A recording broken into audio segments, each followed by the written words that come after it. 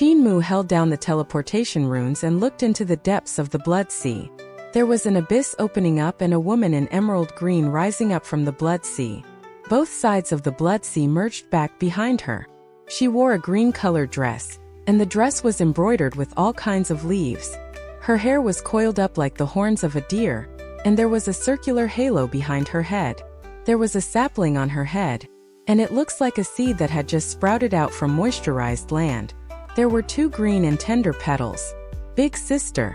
The teleportation runes around Mu's body moved slowly, but they weren't activated. He asked with a smile, "How do I address Big Sister? What has Mother Earth invited me for?" The woman in the green dress walked towards him and stopped. "My name is Gongsun. I'm a maid of Mother Earth. Mother Earth has instructed me to invite esteemed guest over, but she hasn't told me the reason." "Esteemed guest, please." Mu jumped down from the head of the dragon Qilin, and he signaled for Celestial Venerable Yu to remain on the back of the water Qilin. "Sister Yan, your dress is so pretty." Gongsun was delighted. "Is that true? I sewed this dress painstakingly, it took me quite some effort."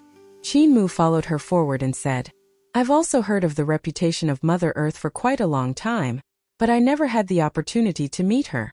Sister Yan, how does Mother Earth know about me?" Gongsun led them past the Sea of Blood and she said, "I'm not sure about that. It might be Goddess of Heavenly Een who mentioned you when she came to visit Mother Earth." Goddess of Heavenly Een was assassinated by others during the end period of the Dragon Han era, and Mother Earth was rather uneasy of something similar happening. However, Goddess of Heavenly Een was revived, and she came to find Mother Earth on her own initiative. I was outside the palace at that time and couldn't hear their conversation. Mu let out a sigh of relief. After Goddess of Heavenly Een had revived, there was indeed a period of time that she wasn't in Heavenly Een world. Mu had gone to Heavenly Een world once to find her, but the divine arts practitioners of Heavenly Een world said she was out visiting an old friend. That old friend should have been Mother Earth. Goddess of Heavenly Een must have told Mother Earth that I revived her, and she probably has something planned for asking Gongsun to receive me this time. Mu thought until here, and he said with a smile, "Sister Yan, on my way here, I saw numerous gods and devils heading here. There were also many half-gods rushing over here, making this journey rather dangerous. What is happening?" Gongsun brought them to the other shore of the Blood Sea, and they came ashore. However, they didn't head for Jade Capital City. Instead, they walked around it and Gongsun said, "The Mother Earth Primordial Realm's power is complicated now. Now that the Primordial Realm has reappeared, many powers are stirring, and they want to take advantage of the crisis.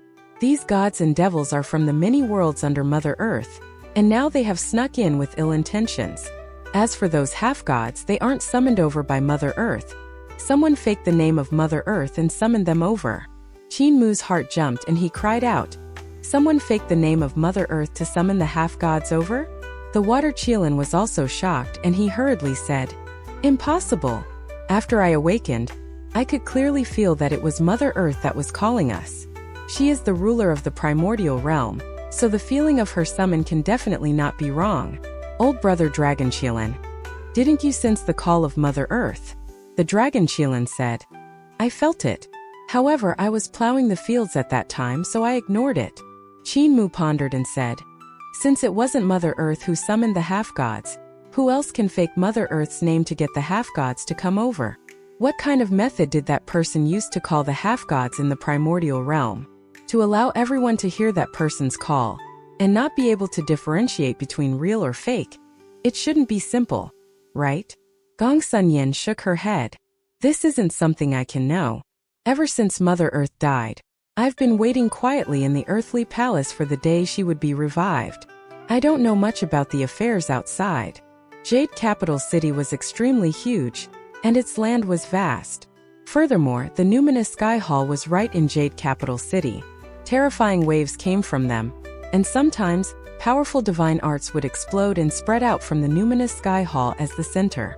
Mu looked over and he thought to himself, "The person who faked Mother Earth's name should be in the Numinous Sky Hall.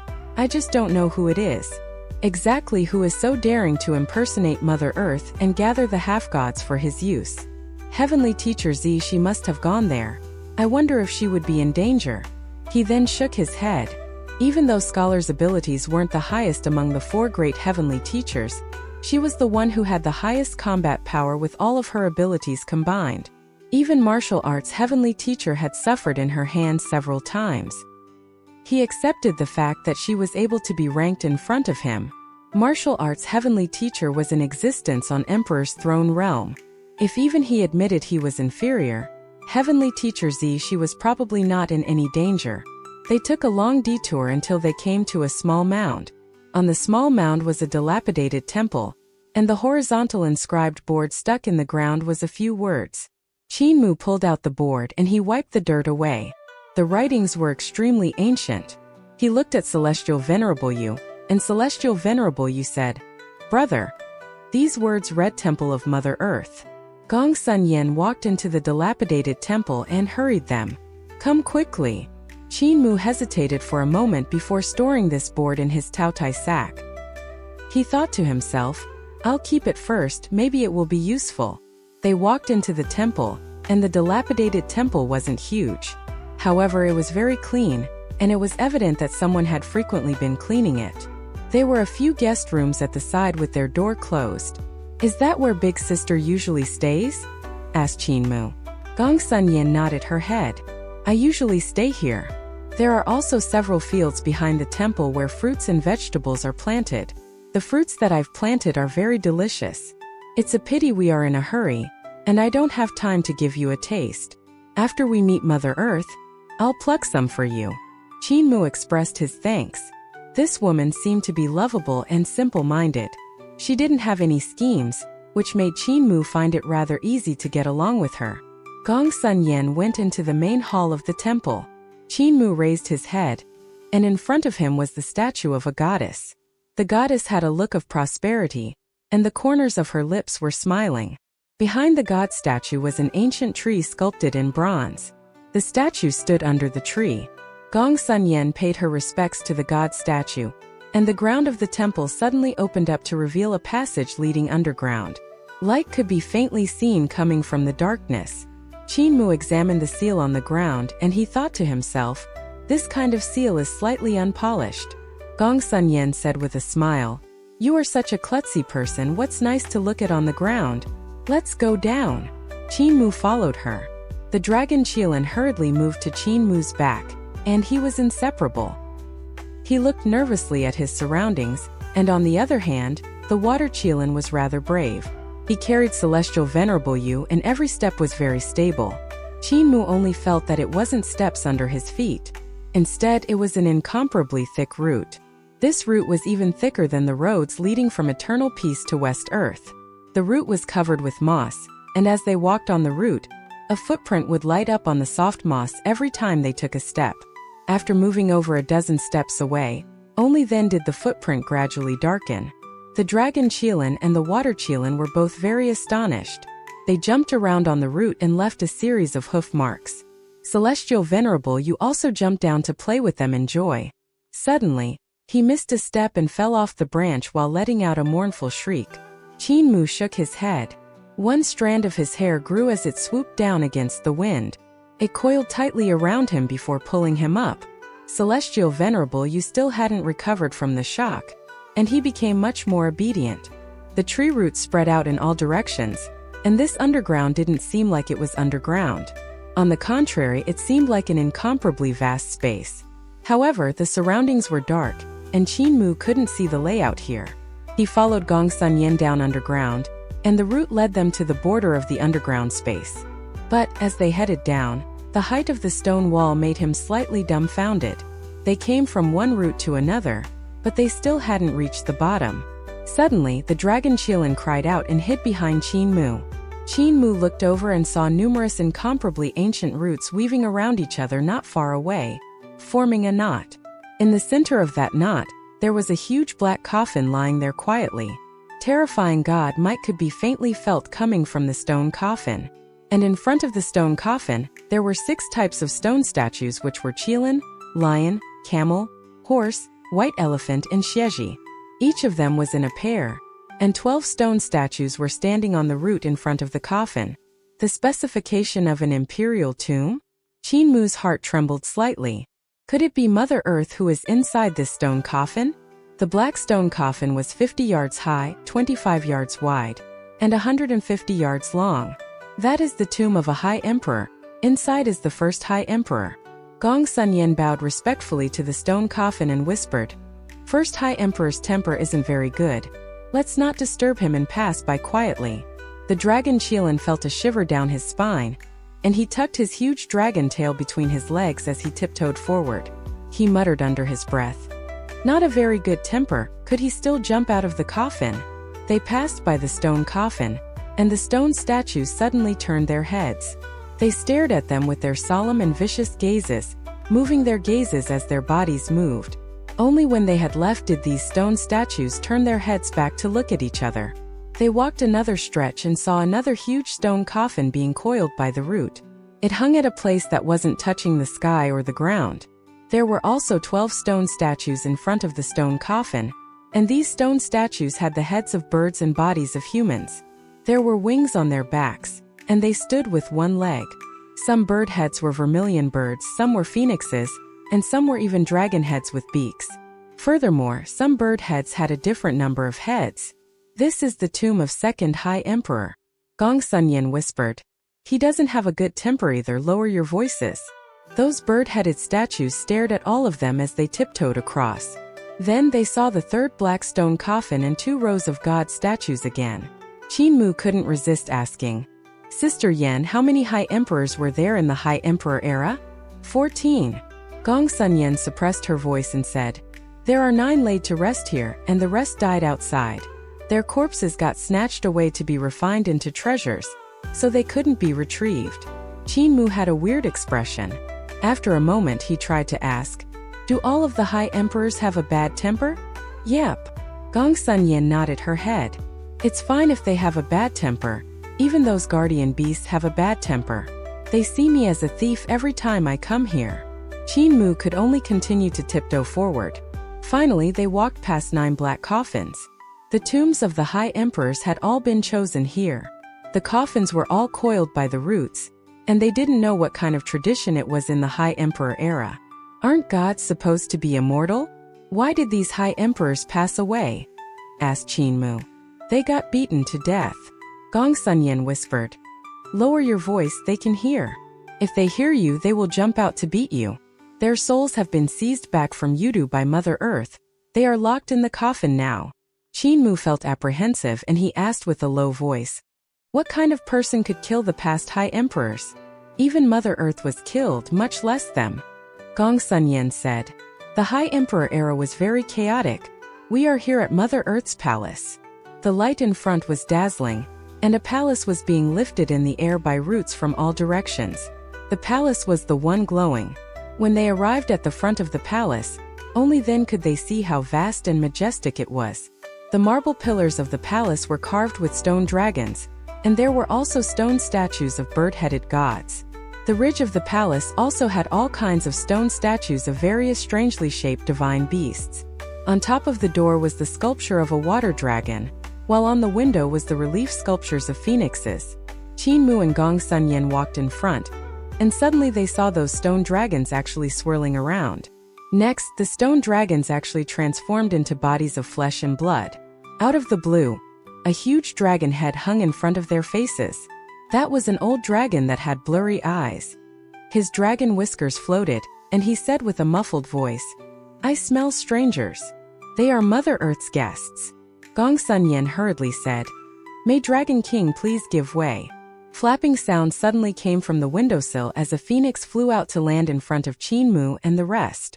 With flames flowing throughout its body, it was numerous yards tall. Folding back its wings, it stared attentively at Qin Mu and the rest. Mother Earth's guests? Could they be spies of Old Man's Celestial Emperor? At this moment, a profound consciousness came from the inside of the palace. "He's invited by me. Celestial Venerable you." That consciousness was astonished as though she saw a ghost. Celestial Venerable you was at a loss. Qin Mu gave a slight smile and had the Dragon Qilin and Water Qilin remain outside. "Brother, let's go in." Gong Sunyan led the way while Celestial Venerable, You follow Qin Mu into this earthly palace in a daze. Outside the hall, the water Qilin lowered his head in fear and didn't dare look at that old dragon. He didn't even dare to raise his head to examine the phoenix. The phoenix stood in front of them and pruned her feathers calmly in the midst of this chaos. The old dragon's body was coiled around the pillar, and he hung his head down to stare at them with his blurred vision as though he was guarding against thieves. His head was much bigger than the dragon Qilin and the water Qilin's heads combined. The water Qilin's heartbeat became even faster. On the other hand, the dragon Qilin was rummaging around and took out a few spirit pills from somewhere. He asked that old dragon, "Do you eat this?" The water Qilin cried bitterly to himself, yet he saw the old dragon relaxing his body as he came down from the pillar. He transformed into an elder with a dragon head and took the spirit pills to try one. He praised, "How refreshing! Young one, why haven't you transformed into a human form yet? You are still walking down the path of the primitive half-gods, relying on food to grow. This path has already been proven to not work. Only by transforming into the form of a human can you have divine treasures and celestial palaces. Only then can you cultivate." The dragon Qilin sought knowledge earnestly. "Cult Master has taught me the ancestral Dragon Supreme Mystery Technique, and he said that it was a technique on Emperor's throne. However, when I cultivate it, I always feel something is wrong. Cult Master said I have the Qilin bloodline, making the technique not too suitable for me." That old dragon said, "So I see. Dragons are born from dragon veins, and I was also born from a dragon vein. Ancestral Dragon Supreme Mystery Technique is already the best technique. However, you have the blood of Qilin in your veins, so it's indeed difficult for you to cultivate the Ancestral Dragon Supreme Mystery Technique. I don't have the technique of the Qilin race, but there are many Qilins here. We can still find them and ask for some top-notch techniques. Follow me." The dragon Qilin followed him. The water Qilin stared with his eyes wide open. "So easygoing." That old dragon led him to the front of an imperial tomb, and he called out loudly, "Guardian Lu, Guardian Lu." A stone Qilin gradually shed off its stone characteristics and transformed into an awe-inspiring fire Qilin. "Why has Dragon King called me? There's a young one here with the bloodline of my dragon race and your Qilin race. However, he doesn't have cultivation techniques for the Qilin race. You can teach him some." That old dragon said, "I ate his spirit pills, so I have to give him some benefits." That fire Qilin looked at the dragon Qilin and said, "So you are that kid from just now, do you still have spirit pills?" The dragon Qilin hurriedly took out some spirit pills and said, "I saw brother was rather bold and powerful just now, so I didn't dare to come forward and talk." That fire Qilin was quite pleased. "We are ordered to guard the imperial tomb, so we naturally have to be more bold and powerful." Suddenly, the Qilin in front of the other imperial tombs came to life, and they rode on auspicious clouds to land around the dragon Qilin. They were all full of smiles. "How fragrant, how fragrant!" The dragon Qilin took out even more spirit pills to give them. "When I passed by here earlier, I almost peed myself when I saw how terrifying big brothers were." Those Qilins seemed to enjoy his praises and laughed. "We are there to scare you. This is to prevent any thief from trying to slip in." The dragon Qilin took out all of his spirit pills and even gave some to the old dragon as well. Everyone became brothers with the dragon Qilin, and they were very lively. The dragon Qilin was rather touched. Luckily, Cult Master created a spirit pill that caters to the taste of both races because I have the bloodline of the dragon and the Qilin. Only because of that am I able to get to know them. Brother, your bloodline consists of both the dragon and the Qilin race. Now this is a little troublesome. It's no wonder you find it hard to morph. One of the Qilin half-gods said, "If you cultivate two kinds of techniques at the same time, it's hard for you to train both. Let us change the technique for you." In front of the palace, the water Qilin couldn't help being envious when he saw those big shots among the half-gods surrounding the dragon Qilin and teaching him how to cultivate. "We are both mounts, so why could he manage to mingle into the upper society of the half-gods in an instant while I have to stay here and get stared at by this phoenix?" The phoenix continued to stare at him, and she suddenly asked delicately, "Do you have spirit pills?" The water Qilin replied honestly, "I don't." The phoenix ignored him and continued to stare at him. The water Qilin felt sorrowful. "When can Master Lan learn how to make spirit pills?" The earthly palace was too huge, and some time was required to walk through the gate. This made Qinmu feel as though he had returned back to the barbaric and wild era of Dragon Han. Celestial Venerable Yu looked at the palace in a daze and muttered, "I seem to have come here before, this place seems familiar." Qinmu slowed down his footsteps and asked in anticipation, "Could brother have remembered something?" Celestial Venerable Yu was more and more at a loss. He knocked on his head and shook his head. "I can't remember anything. Big brother, I don't think I'm your biological brother." His face was serious. Qinmu burst into laughter and said, "What are you talking about? Your surname is Lan, and my surname is Qin. Of course we aren't biological brothers." He quickly followed after Gong Sun Yen and examined the layout of the hall. The decorations in the hall were simple, and no murals could be seen on the walls. There were only some paintings on the flat ground. The primordial spirit behind Qinmu appeared and looked down from high above. Only then was he able to see the paintings clearly. These paintings were very huge, and one of the paintings was the birth of heaven and earth. One huge tree was planted in the ancient land, and it froze the land, water, fire, and wind that was surging among heaven and earth. Under the tree laid a woman who had woken up from a dream, and beside her was a man stretching out his hand as though he wanted to pull her up. There was a giant formed from light in the sky, and underground there was a weird man with bull horns and a tiger head. Celestial Venerable Yu's expression dimmed and he said softly, "I knew I was picked up. Where are my biological parents?" Qinmu looked at the painting under his feet, and he almost tripped when he heard what Celestial Venerable Yu said. He couldn't help shaking his head. What kind of nonsense is in Celestial Venerable Yu's little brain? He looked at the second painting, and in this painting the woman and the huge tree were able to support both heaven and earth. The leaves of the tree transformed into worlds of all sizes, and in these worlds numerous half-gods and ancient gods were living happily. Under the tree, the roots of the huge tree were spreading out on the land, and it formed all kinds of mountain ranges, rivers, and dragon veins of all shapes and sizes. Some of the dragon veins turned into spirits after a long time and transformed into divine dragons. They were in the midst of transformation. Biological parents? At this moment, Mother Earth's consciousness traveled over and asked puzzledly, "Celestial Venerable Yu, your parents have long passed away. Don't you remember?" Celestial Venerable Yu was stunned. He turned his head to the side and wiped his tears secretly. Qinmu couldn't care about the paintings on the ground anymore, and he looked towards the source of the voice. He saw that the consciousness was emitting from light, and that light was different from the light given off by the palace. The light given off by the palace was too bright, but this light was very warm and gentle. It was as if the power of life was contained inside. The light had an ancient consciousness, just like the gleaming reflection of waves in sunlight. In the waves there was a woman swimming to and fro. On the woman's back, there was a heart that was formed from light that had materialized. On the heart was an iron sword covered in rust. Qinmu examined it in detail, and he saw the face of the woman clearly.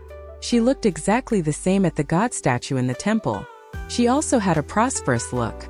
He even saw numerous blood vessels stretching out from the heart like the roots of a tree. Could these be the roots in this underground world? That heart is. His heart stirred slightly. That heart in the light was extremely huge. It was as though it was hidden in a vast space. Even though it looked like it was in the hall, it was actually incomparably far. "You should be Celestial Venerable Yu. I can sense my blessing."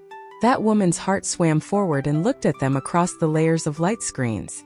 The ancient consciousness shook slightly, but when it came to the mind of Qinmu and the rest, it was as loud as a bell. "When you opened up the spirit embryo divine treasure, the other ancient gods and I descended. I've also given you my blessing. You have the blessing on your body, so I can't be wrong. However, why don't you remember me or the past?" Qinmu said, "Mother Earth, his soul isn't complete, so he has lost his memory." "I see." The woman in the light said sorrowfully, "When did Celestial Venerable Yu die? Was he assassinated in that jade pool meeting 1,000,000 years ago?"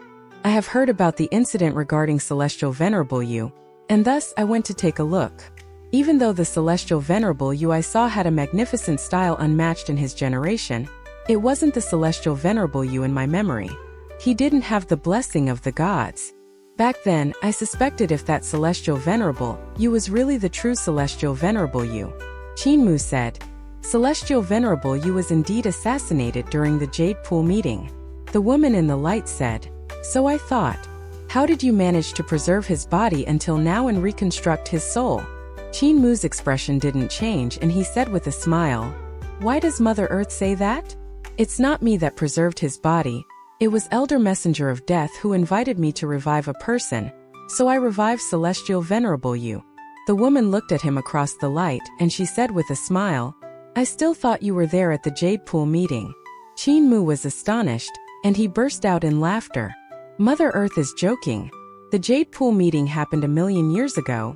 How could I have been there? That woman said. When Celestial Venerable Yu was harmed in the Jade Pool meeting, I saw a person, and I felt that his bearing was very similar to yours, but his face was different. That's the reason why I said that. Goddess of Heavenly Een mentioned you to me. You should know my intention for inviting you over, right? Qinmu said solemnly. Mother Earth saw how Goddess of Heavenly Een revived from the dead, so you want me to cast a spell for you to revive you. That woman revealed a smile. Goddess of Heavenly Een is full of praises for you, and said you are a great wizard that is unparalleled in this world. Qinmu walked up, and he observed the woman in the light. After a moment he shook his head and said, Mother Earth, you don't have a corporeal body, so even if I gather your 3 souls back for you, you can't be revived. Where is your corporeal body? That woman in the light said. It got chopped off by those bunch of rebels. This sword in my heart was also the doing of those rebels. Luckily, they underestimated me and don't know how astonishing my life force can be, and as a result my earth soul was able to escape. However, my other 2 souls got dispersed by them. Don't worry, once you help me gather my other 2 souls, I will have my method to revive. Qinmu let out a sigh of relief and said, If it's just gathering the 2 souls, I can probably still do it even if it's strenuous. However, Mother Earth's cultivation surpasses Goddess of Heavenly Een. I'm not sure if I can succeed at my current cultivation. He took down the willow leaf on the heart of his brows and gradually executed his magic power to form a gate of heaven influence behind him. Who are the rebels that killed Mother Earth?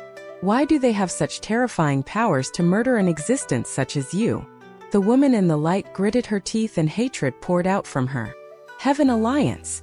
Qinmu's heart twitched violently. The woman in the light had a gaze like lightning, and she looked at him puzzledly.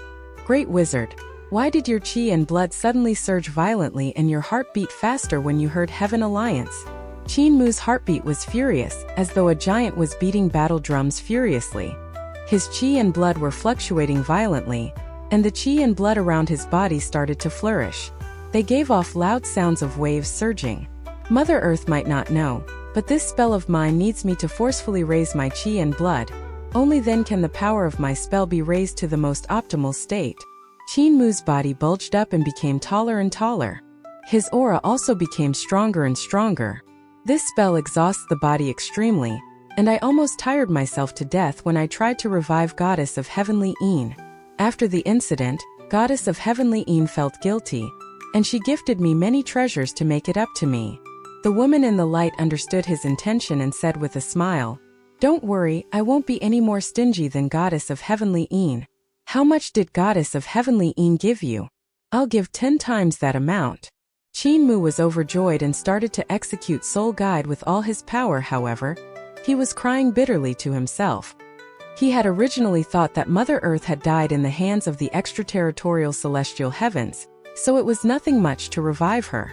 By creating another enemy for the extraterritorial celestial heavens, Eternal Peace could work with Mother Earth, and it would be beneficial to Eternal Peace's current circumstances as well. However, Mother Earth had died in the hands of the Heaven Alliance.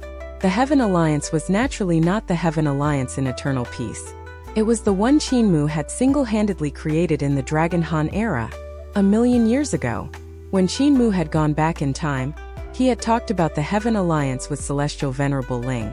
Back then, there were only 3 people that had joined the Heaven Alliance. It was Qinmu, founding emperor, and Celestial Venerable Ling.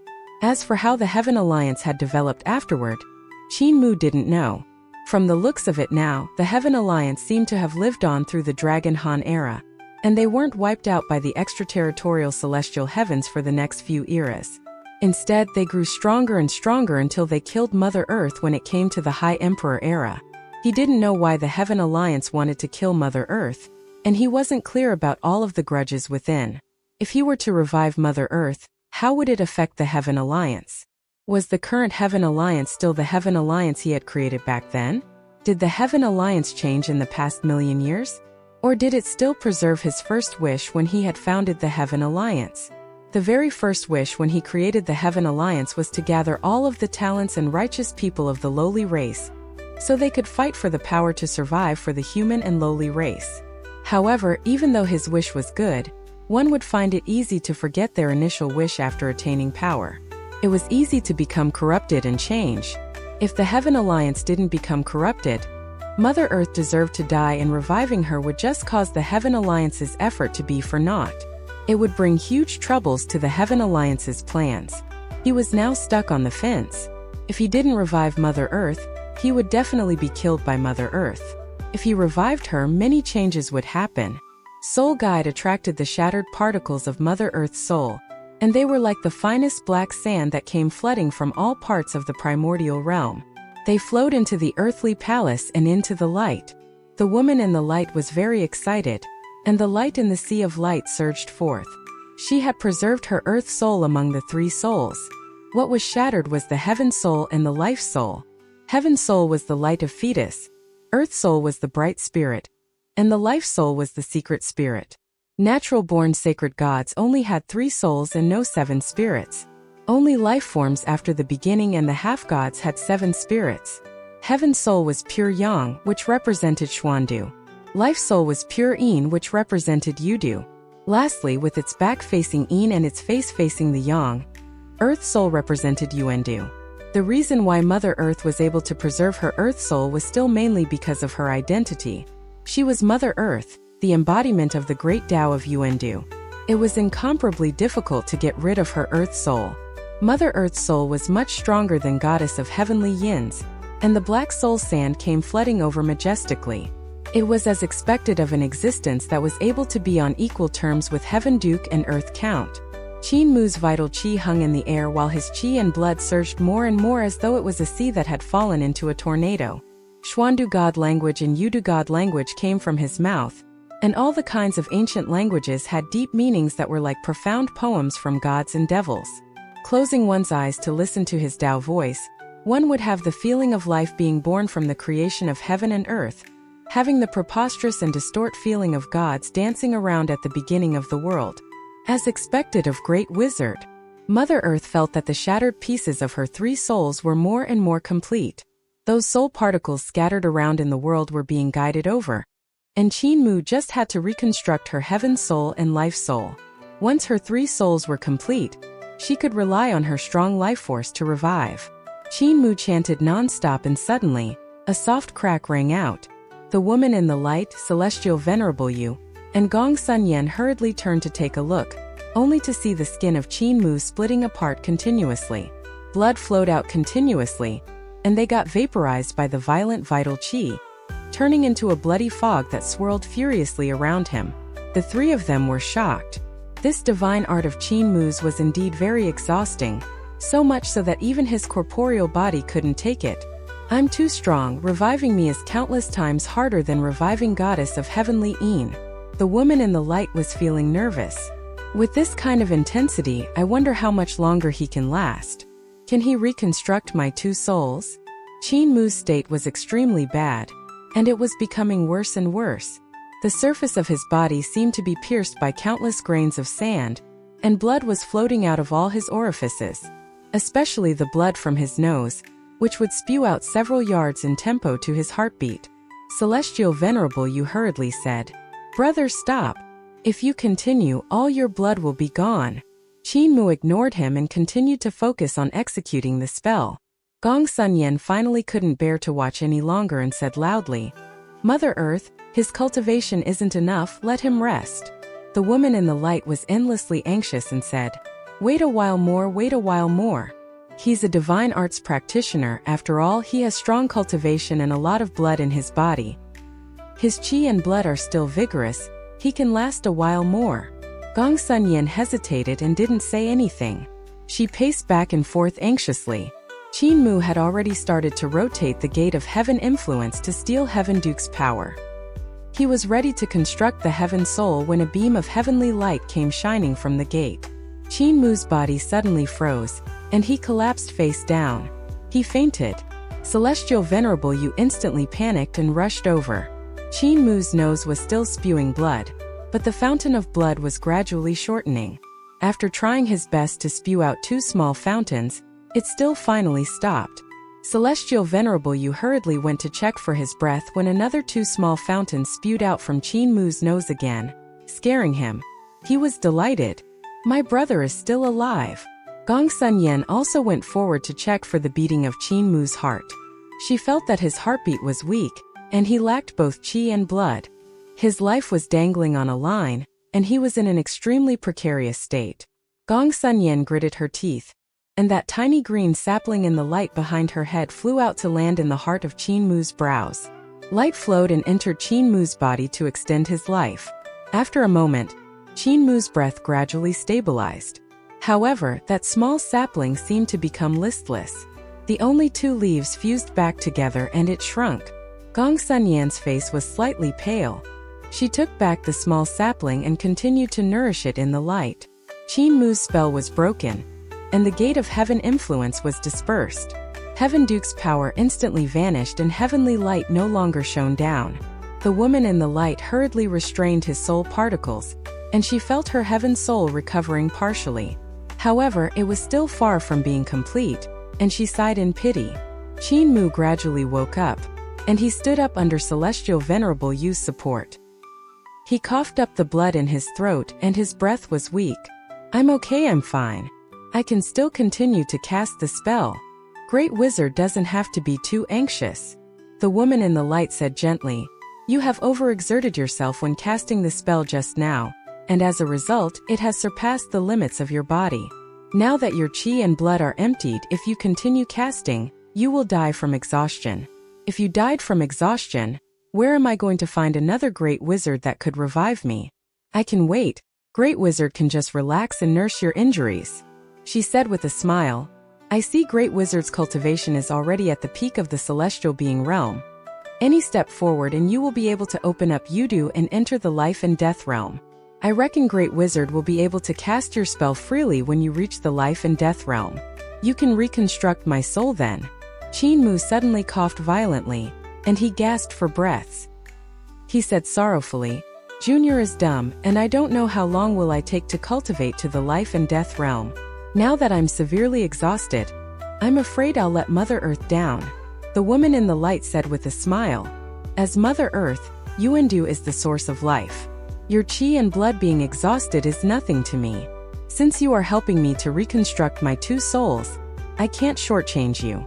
From the light, a fruit that was already shriveled up flew to Qin Mu's face. This fruit was like a tangerine dried in the sun. There was no moisture at all and it was wrinkly. The woman in the light said, This is a fruit born from the divine tree behind my back. Even though it has already withered, the power inside is still like an ocean. Save it first, don't try to eat it. Slowly use your vital qi to digest it. This will help you raise your cultivation realm even faster, so that you can open up the life and death divine treasure. The power inside the fruit is too powerful. You won't be able to take it if you eat it directly. Qin Mu's body swayed as he struggled to give his thanks. The woman in the light waved her hand and said, I'm only giving you this treasure because you are saving me. If you were useless to me, I wouldn't even look at you. Great Wizard, go and rest first. Come and cast your spell again once you cultivate the life and death divine treasure. In the light, an arc ray flew over and landed behind Qin Mu's head to transform into a halo. That shriveled up fruit landed in the halo. I once blessed a few people out of the 7 celestial venerables, and I still haven't blessed you. This blessing is for you to have continuous good fortune, to never age and to never die. The woman in the light said with a smile, With my blessing, it will be easier for you to digest this fruit. Qin Mu felt pure waves of energy flooding into his divine treasures, and his qi and blood gradually recovered. He hurriedly gave his thanks. Yener send Great Wizard to rest, don't neglect my guest. Gong Sun Yen acknowledged and escorted Qin Mu and Celestial Venerable Yu out. This celestial palace was too huge, and they had to walk a long time before getting out of the palace. Coming out of the palace, the water Qilin came up to greet Qinmu only to be shocked when he saw him covered in bloodstains. Celestial Venerable Yu hurriedly asked, "Ashue, where's Fatty Dragon?" The water Qilin was full of envy as he said, "He went to mingle with the Qilins and the dragon." Qinmu said weakly, "My body is weak now, so I can't call him. Which one of you is going to get him?" The water Qilin was about to shout for the dragon Qilin when Gong Sunyen hurriedly said, "Be careful of alarming those high emperors in those coffins. Let us walk over and call him back." Celestial Venerable Yu supported Qinmu and placed him on the back of the water Qilin. The water Qilin thought to himself, "Why does the dragon Qilin's master look like he had his vitality plucked from him over 1,000 times? How did he become so weak?" They walked out, and that phoenix suddenly transformed into a woman with phoenix eyes. She followed behind them. Qinmu took a glance at her and asked weakly, "Big sister, why are you following us?" That phoenix said without any expression, "Mother Earth's orders. She wanted me to ensure your safety." Qinmu gave his thanks and asked, "Does Big Sister eat spirit pills? I'll make some for Big Sister once my body is better." The eyes of that phoenix lit up and she smiled. "You are much more sensible than this water beast here." The water Qilin grunted, and he grumbled to himself, blaming Celestial Venerable Yu for not knowing how to make pills. That phoenix asked casually, "You guys are planning to go out?" Qinmu said carefully, "The Yin aura in this earthly palace is too strong. There are too many emperors' corpses here. My body is too weak now, so I need to recuperate outside." The phoenix said, "You can go out but not too far." Qinmu's brain started to operate and he thought to himself, "I wonder what the cultivation of this sister phoenix is. If her cultivation is too high and I can't poison her, I will be in trouble. How do I leave this place?" He coughed repeatedly and suddenly asked, "There are so many gods outside, and there's even someone impersonating Mother Earth. How is Sister Phoenix's cultivation? Are you a match for those bad guys?" That phoenix said, "I'm already on the numinous sky realm. I'm not afraid of those scum. However, Mother Earth said to let those fellows do as they please first, and that she will settle everything once she's revived." Qinmu's expression dimmed. "Her cultivation is so high, I probably can't poison her to death. If Grandpa Apothecary was around, that would be good." The water Qilin brought Qinmu across several imperial tombs, and they finally saw the dragon Qilin. The dragon Qilin was currently forming brothership with a bunch of dragons in Qilin, bragging as hard as he could. "I reared a human who specially refined spirit pills for me." Those dragon kings and Qilins were all full of envy. The dragon Qilin was about to say more when he saw Qinmu and the rest walking over. He immediately stopped. Celestial Venerable Yu called the dragon Qilin over, and when the dragon Qilin saw how bad of shape Qinmu was in, he was shocked and hurriedly said, "Let me carry Cult Master. I can walk steadily and not let Cult Master feel any bumps."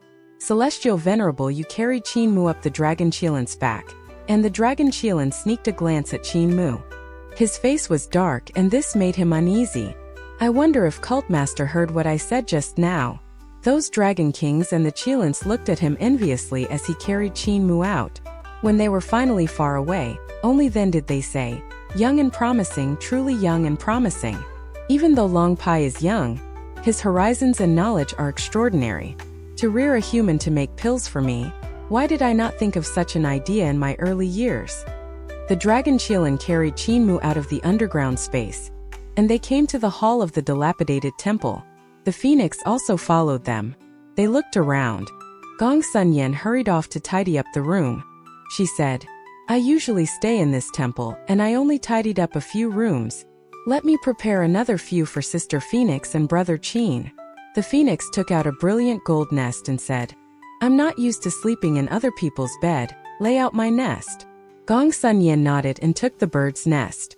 Not long later she finished tidying up. Qinmu sat beside the bed, and his complexion was much better than before. "Sister, I'm much better. You don't have to take care of me anymore. This fruit from Mother Earth is indeed not bad. I can feel my vital qi recovering. There's not much of a problem now." Gong Sunyen examined him, and she saw that his complexion was indeed much better. She was very envious. "This fruit is extraordinary. It's a fruit from the primordial tree. It's called the Earth Aeon Dao fruit. The primordial tree is the root of heaven and earth in Yuandu, absorbing the spirit energy and spirit influence of heaven and earth and adding Mother Earth's own cultivation. This fruit is rare to come by. I've heard Mother Earth say that she rarely gives Earth Aeon Dao fruit to other people. She only plucks some during the first year of Dragon Han to give to Celestial Emperor for treating the ancient gods to the banquet. When the Dragon Han Celestial Heavens was established, there weren't many gods that had the right to eat the Earth Aeon Dao fruit. Qin Mu turned back his head, and the halo also turned with him. It always being at the back of his head made him feel kind of uneasy. The Earth Aeon Dao fruit was located in the halo formed by Mother Earth's blessing. It was shriveled up, but the power inside was simply astonishing. He could just bite it with one mouth to taste it. However, it wasn't the fruit that was making him uneasy. It was Mother Earth's blessing. He had seen most of the 7 celestial venerables, and behind their heads they all had a halo, and that was the blessing of ancient gods. The blessings of the ancient gods had all kinds of effects like longevity, prosperity, the ability to prevent aging and undying among others. However, Celestial Venerable Yu, who had received all of the ancient gods' blessings, was still assassinated, and his soul was destroyed. It was only a million years later that Qin Mu had revived him. Furthermore, he had lost his memory and seemed silly. This showed that even the blessings couldn't ensure one's safety. This halo that I was blessed with seems more like a surveillance camera. Even if I escape, Mother Earth can still track me through this halo. I wonder if I can get rid of this halo. His spirit was lacking vigor, and he yawned. Gong Sunyan hurriedly got up and said, "Brother Qin, please take a rest first." She hurriedly left the room and closed the door. Qin Mu instantly stood up, and he was full of vigor. His exhaustion from earlier couldn't be seen at all. He executed his creation technique and transformed into a 3-headed and 6-armed form. With 3 heads, the light couldn't reach the back of his head. He examined the light carefully, and there were all kinds of extremely exquisite runes flowing inside the light. This halo was formed by runes, and these runes were in their finest particle form. Qin Mu examined it and frowned. Other than magnetism runes, there were also other kinds of runes. This was much more complicated than he had imagined. It was fine if it were just magnetism runes. Granny C had just deduced all of the more than 1,900 magnetism runes. If the halo was constructed by runes that could form magnetism divine arts, he could still think of a way to solve it. Yet the other runes in the light halo made it tricky for Qin Mu. These runes showed the lines and structures of the rivers, seas, lakes, and pools. Some had the shape of grass, trees, and flowers, and some even had profound lines that he didn't know what they were used for. It was obvious that the great Tao that Mother Earth possessed was extremely complicated, and the light was a completed divine art formed by the shape of these runes. In regards to how to escape Mother Earth's tracking and sense, Qin Mu completely had no idea. That's right, heavenly teacher Zishi. His eyes lit up. As scholar among the 4 great heavenly teachers, she might not be as erudite as Saint Woodcutter, but her cultivation was countless times higher than his. Maybe she would have a method to solve the halo. Thinking until here, he stretched his hand to grab at the floating fruit, and when he grabbed the fruit, he encountered a problem when trying to pull the fruit out from the halo. When he tried to pull the fruit out, countless rays would appear around the halo, and they were like fine lines that connected with the Tao fruit. Just moving it slightly made him encounter unimaginable obstruction. Other people force people to buy and sell items while Mother Earth just forces her blessing and forces the Earth Aeon Dao fruit on me. I can't even reject it. The fury in Qin Mu's heart was hard to quell. It was like the Tao fruit and halo were embedded behind him, and he couldn't break out of it. To other people, the blessing of Mother Earth and the Earth Aeon Dao fruit were treasures they could only dream of. Yet to Qin Mu, they were burdens and dangers. He couldn't wait to throw them far away. Waves of energy kept flowing into his divine treasures from the Earth Aeon Dao fruit, and were absorbed by his primordial spirit. They were then stuffed into the divine treasures to strengthen the 6 directions land, making the land wider and deeper. The Earth Aeon Dao fruit's benefits are still astonishing, but it's a pity that Mother Earth's consciousness is most likely inside. She can detect my location. Qin Mu saw that he couldn't take out the fruit, so he could only give up. I just need to absorb the energy inside the fruit. Wouldn't I then be able to break free from the supervision? He continued to absorb the energy from the Tao fruit, according to the circulation of the Overlord Body 3 elixir technique, transforming it into pure magic power. The Overlord Body 3 elixir technique could also nourish his primordial spirit, his corporeal body, and strengthen his great divine treasure. His cultivation and magic power rose like the tide, and if he continued to cultivate at this speed, he would have enough magic power to break the barrier of the life and death divine treasure. The Builder Tree Innate Divine Bridge in my 6th Direction land is actually absorbing the energy of the Tao fruit. It's even faster than my Overlord Body 3 elixir technique. Qin Mu was endlessly astonished. The Builder Tree Innate Divine Bridge was Su Shenghua's idea, and it was both of them who had perfected it.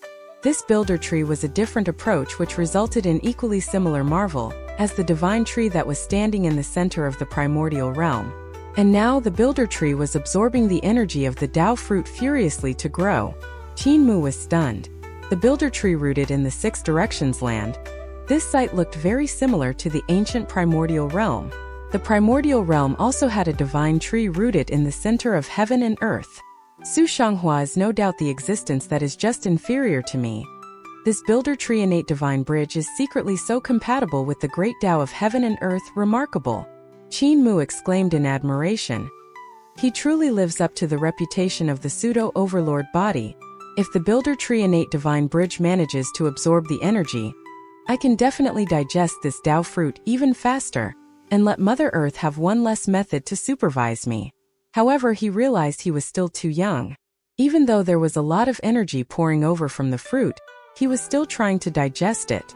The Builder Tree was also becoming more and more realistic. However, he saw no signs of the power in the fruit lessening. The energy he had exhausted over this period of time wasn't even 1,000th of the energy in the Earth Aeon Tao fruit, not even 1,000,000th or 1,000,000,000th. Mother Earth sure is gracious. Qin Mu's head was aching endlessly. He pushed open the door to walk out, and at the door the dragon Qilin was lying on the wall with his legs spread apart. He sat on his butt and did a weird cultivation pose. When he saw Qin Mu up, the dragon Qilin hurriedly climbed up and asked, "Cult Master, is it time for food?" "Yep." Qin Mu took out the spirit pills and poured him a full basin. He said heedlessly, "Fatty dragon, how's the progress of the human rearing scripture?"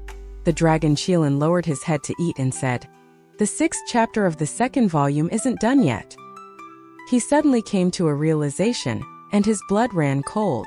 Qin Mu sneered, "You're writing too slowly."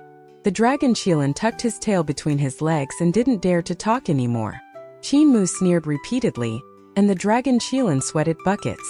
Right at this moment, Gong Sun Yen and Celestial Venerable Yu came back from the back of the temple, and she was holding a tray of fruits. When she saw Qin Mu walking out of the room, she said in delight, "Brother Qin, I've plucked some fruits for you to eat. I've grown all of them myself, they are very fresh." Qin Mu hurriedly gave his thanks and tried it out. The fruit left a fragrance on his lips, and he praised, "Big sister's fruits are huge and sweet." Gong Sun Yen was very happy and she said, "Brother Lan, send some to Sister Phoenix, let her have a taste too." "No need." On the roof of the hall, the phoenix's voice rang out, and Qin Mu raised his head to look. He saw the phoenix had transformed into a woman wearing bright clothes, and she was looking at Jade Capital City without shifting her gaze. It was as if she was anticipating a great enemy, and she was giving off intense fighting spirit. Qin Mu's heart stirred, and he jumped up onto the roof. The phoenix was displeased and shouted, "Go down! This is not a place you can come." Qin Mu hurriedly said, "I've refined some spirit pills for Big Sister to have a taste, see if it's to your liking. If it isn't, little brother shall change the prescription." The phoenix's expression softened and she said, "Don't call me Big Sister and make us seem close and familiar. My name is Feng Chuyun, you can just call me Goddess Chuyun."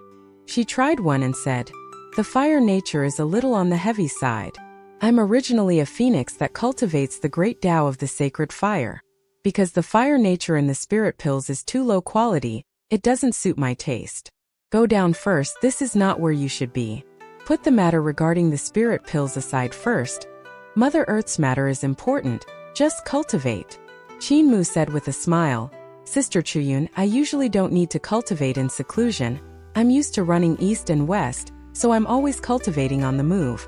When I fight, my cultivation speed would instead be faster. What is Sister Chuyun looking at? Feng Chuyun saw that he still called her sister and frowned slightly. However, she let him do as he pleased. You cultivate faster when fighting? Qinmu nodded. In that case, I'll bring you to fight. Feng Chuyun said. Yin, you guys stay here. I'll bring him to the capital city to fight. Gong Sunyan hurriedly said. How is this okay? Brother Qin was just heavily injured, how can you bring him to fight? What if something happens to him? You can't answer to Mother Earth. The phoenix on the roof seemed irritated and uneasy as she paced back and forth. Qinmu was bewildered and asked, Sister Chuyun, do you have anything on your mind? Feng Chuyun didn't reply. She stopped in her footsteps and continued to stare at Jade Capital City. Gong Sunyan said, Brother Qin, come down to eat some fruits. There is still a lot. Qinmu could only jump down from the roof and fill his stomach with fruits. When the fruits in the tray were finished, Gong Sunyan still wanted to pluck more from the back garden. Qinmu said with a smile, Sister Yen, I'm already full. That's right, what's this small sapling behind your head? He stretched out his hand and touched the small sapling in the halo behind Gong Sunyan's head. Gong Sunyan gave a soft moan and her face blushed. She lowered her voice and said bashfully, Don't touch. You can't touch it. Qinmu was puzzled. Why can't I touch it? Gong Sunyan's face turned even redder, and she didn't dare speak. Idiot. Feng Chuyun jumped down from the roof and sneered. That's Yenner's primordial spirit. Why are you touching her primordial spirit?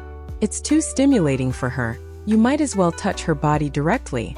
Her primordial spirit is very weak, and she was originally only a small sapling grown from the core of an Earth Aeon Dao fruit. Mother Earth got me to water her with the water of heavenly Een, and only then was her intelligence born. However, what's the core of the fruit without the pulp? Her primordial spirit has no nutrients to absorb, and so she's very weak. Qinmu's face flushed and he muttered, Sister Yen used your primordial spirit to save me. I have nothing to give in return.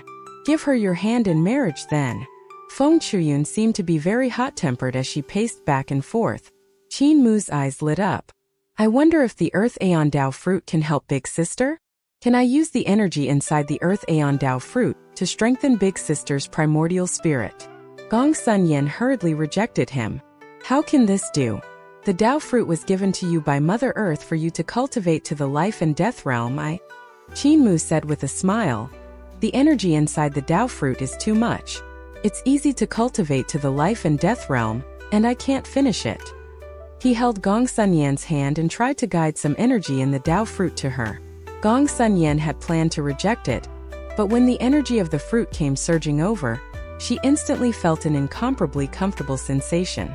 It was as if she had returned back to the womb, back inside the core of the fruit, which was extremely comfortable.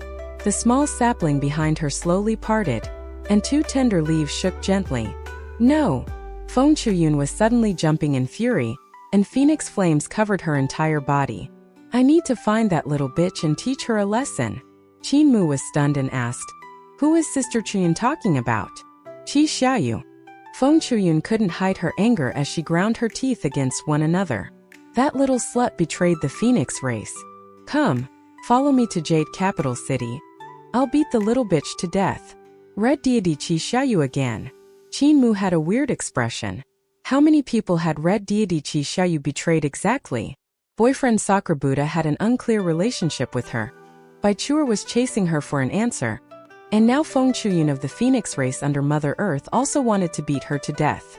Once Red Deity Qi Xiaoyu was out, furious shouts could be heard from everywhere. However, something is weird. Bai Chuer is chasing Qi Xiaoyu because she betrayed the High Emperor Celestial Heavens that Bai Chuer belongs to. Feng Chuyun said she betrayed the Phoenix race, and the Phoenix race is attached to Mother Earth, who has also supported a High Emperor Celestial Heavens which had High Emperors for 15 dynasties. Qinmu sank deep into thought. Could these two celestial heavens be the same? Bai Chuer has the bloodline of a divine dragon, and the dragon race is also considered half-gods. Could she be a subject under Mother Earth? Yet it doesn't look like it. Bai Chuer had once said this stunning sentence by High Emperor to Qinmu, and that was that human lives are greater than heaven. Qin Mu didn't understand much about the High Emperor Celestial Heavens that Mother Earth supported, but he knew that the pillars of strength for this High Emperor Celestial Heavens was mostly half-gods, and from the actions of these half-gods, he could see that they didn't treat human lives importantly at all. They could be said to be full of disdain and enmity for humans. For example, when the Water Qilin revived and saw Qin Mu, Celestial Venerable Yu, and Sakura Buddha, he began to go off on how he was going to eat them to fill his stomach, how they were lowly creatures. From just a small detail, one could see the big picture. In the High Emperor Celestial Heavens that Mother Earth supported, the position of the human race was extremely petty and low. And in the Celestial Heavens that Baichuer was in, it had the tradition of human lives being greater than heaven. Human lives included the lives of commoners, and they were all very important, so important that even gods had to use their lives to protect the people. This was the one point that moved Qin Mu. This was the sentence he had left behind on the cliff just before he left that era. Which also means that Red Deity Qi Shiyu was born from Mother Earth's Phoenix race, and later betrayed the Phoenix race to submit to the Celestial Heavens Baichuer was in. After beating the previous Red Deity to death, she was seized as a prisoner and submitted to the extraterritorial Celestial Heavens. Qin Mu blinked his eyes. During the founding Emperor era, she got together with Li Yuran and ended up betraying him. The conduct of this sister Qi Shiyu seems to have some problems. However, the problem doesn't lie in her. It's in the High Emperor Celestial Heavens that Baichuer was in. The philosophy of human lives being greater than heaven from the High Emperor era could be said to be the foundation for Saint Woodcutter's reform during the founding Emperor era. Furthermore, this philosophy also affected the Eternal Peace era. The Eternal Peace Empire carried out the path of the saint, which was sorted out from Woodcutter's teachings by Big Senior Brother Wei Suifeng. The young patriarch later imparted it to Eternal Peace Imperial Preceptor, and it became the stem of the Eternal Peace Empire. The philosophy of three eras could be said to have been passed down from era to era and even developed continuously. Let us quickly head out.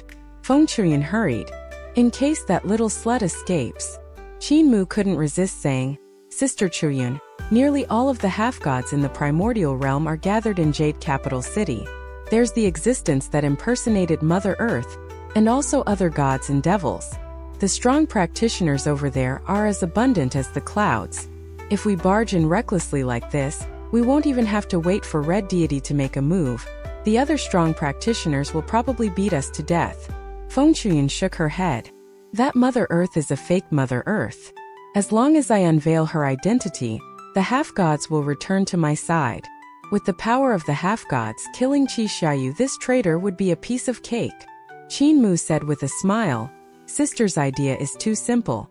If you rush in, the fake Mother Earth will definitely bewitch the half-gods to attack you, and you will become everyone's target. Before you can even meet Qi Shiyu, you will be eradicated. Feng Chuyan stopped and turned her head. What idea do you have? Qin Mu asked. Does Big Sister have any of Mother Earth's keepsakes? Something to prove your identity and Mother Earth's identity.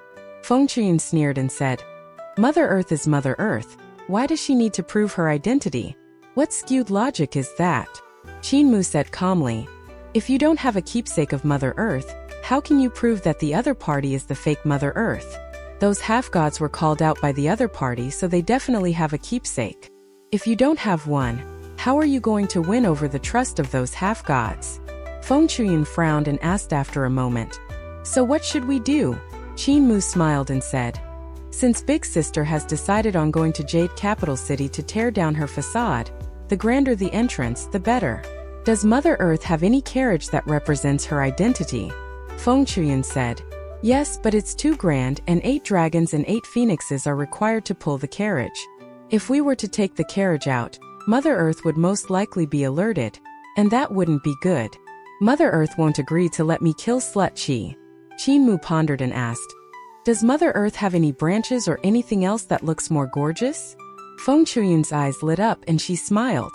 Mother Earth once made a wooden sword to suppress the sacred gods in the worlds. It's called the Mother Earth Primordial Sword. This sword is right in the temple, let me fetch it. She went into the main hall of the dilapidated temple excitedly, and Qin Mu followed her in. He saw Feng Chuyan bowing respectfully to the god statue of Mother Earth before walking to the back of the statue. On the wall hung a wooden sword. Qinmu was dumbfounded and he asked, "This wooden sword is the Mother Earth primordial sword that is used to suppress the worlds? It's hung right here." Feng Chuyun nodded her head. "It's this sword, it's usually hung here." Qinmu had a weird expression as he glanced around the temple. His gaze landed on items like the offering table, shrine, incense burner, screen, as well as the praying mat. Could the 2 bronze bells hanging under the roof be good stuff too? As that thought crossed his mind, Feng Chuyun started to clamor about wanting to head to Jade Capital City. Qinmu smiled and asked, "Big sister, what is your identity in front of Mother Earth?" Feng Chuyun hesitated for a moment and said in shame, "My phoenix race originally resided on the top of the primordial tree and lived under Mother Earth's roof, being protected by her. Thus, I usually pulled the carriage for Mother Earth. I'm one of the 8 phoenixes used to pull the carriage for Mother Earth. Qi Xiaoyu was originally one of the 8 phoenixes, but she defected." Qinmu muttered, "You pull the carriage, Sister Yan is a maid. There will definitely be half-gods that recognize both of you and suspect your identity. My younger brother's cultivation is low, and the Qilins are dumb and useless.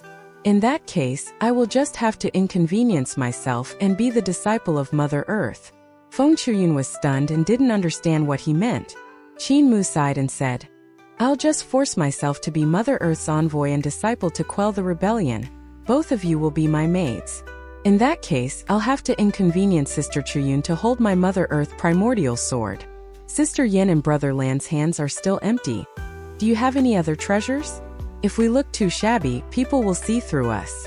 Feng Chuyun said, "Wait a minute, there's still a horsetail whisk. Mother Earth made it using the roots of the primordial tree and rivers. It's called the 6 Directions Origin Sword. The other is the Mountains and Rivers Cauldron, which is used by Mother Earth to suppress the earthquakes. I'll fetch them." She rummaged under the offering table and took out a horsetail whisk from a bunch of scattered items. She then poured out the ashes inside the incense cauldron and gave it a wash. It's still usable. Qinmu's heart twitched. This small temple actually had so many items, it was so terrifying. "Yener, you hold the horsetail whisk." Feng Chuyun handed the horsetail whisk to Gong Sun Yen and said, "This horsetail whisk is very heavy, and when activated with vital qi, the strands of horsetail will transform into sword light formed from mountains and rivers. It's very dangerous to control it, so be careful. Celestial Venerable Yu, come over here." She looked at the dazed Celestial Venerable Yu and shook her head. "It's best if you don't carry the cauldron. Let me place the cauldron in the halo behind you." She lifted up the Mountains and Rivers cauldron, and it flew into the halo behind Celestial Venerable Yu's head, hovering up and down. She then looked at Qinmu and asked, "Can we leave now?" Qinmu gave off a troubled expression.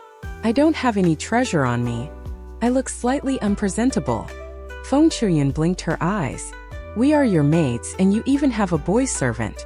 The treasures in our hands are all for you to use, so if you carry a treasure personally, wouldn't you be losing your authority?" Qinmu gave a dry laugh, and his face was slightly gloomy. "That's true. However, the ostentation isn't big enough. If we can have Mother Earth's carriage." Feng Chuyun sneered and said, "That would be Mother Earth personally going out. This ostentation is enough. Let's hurry in case that little slut runs away. Her speed is pretty fast." Qinmu turned back to look at the huge bells hanging under the eaves and the other items like the screen and praying mat before sighing to himself. "If I had more time, I could construct a carriage and get Fatty Dragon and Ashue to pull it.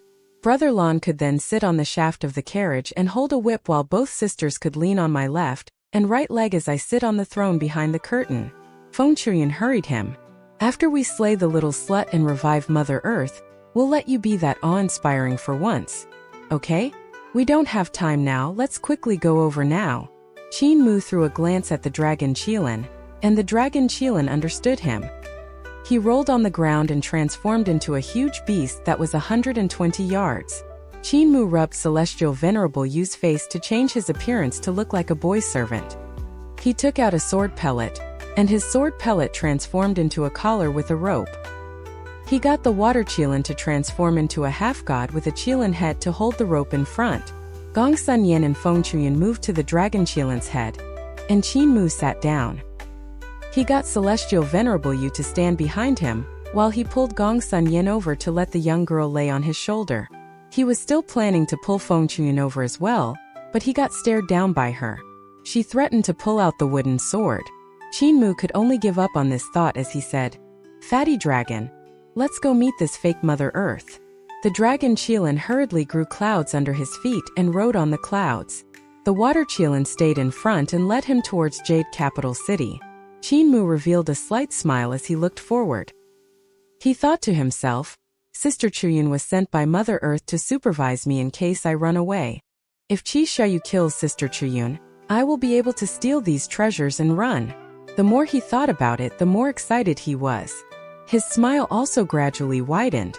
Qi Xiaoyu is the nine-headed phoenix, and she is even on Emperor's throne realm. Her abilities are immeasurable, and just her zither notes alone are able to injure Sakura Buddha heavily. Even with the Mother Earth primordial sword in Feng Chuyen's hand, she will just be sending her life to Qi Xiaoyu. I can take this chance to run.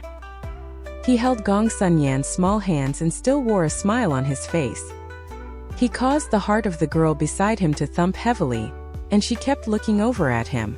However, Qinmu completely didn't realize the abnormal state of the girl beside him, and continued to guide the power of the Earth Aeon Dao fruit into Gong Sun-yan's body.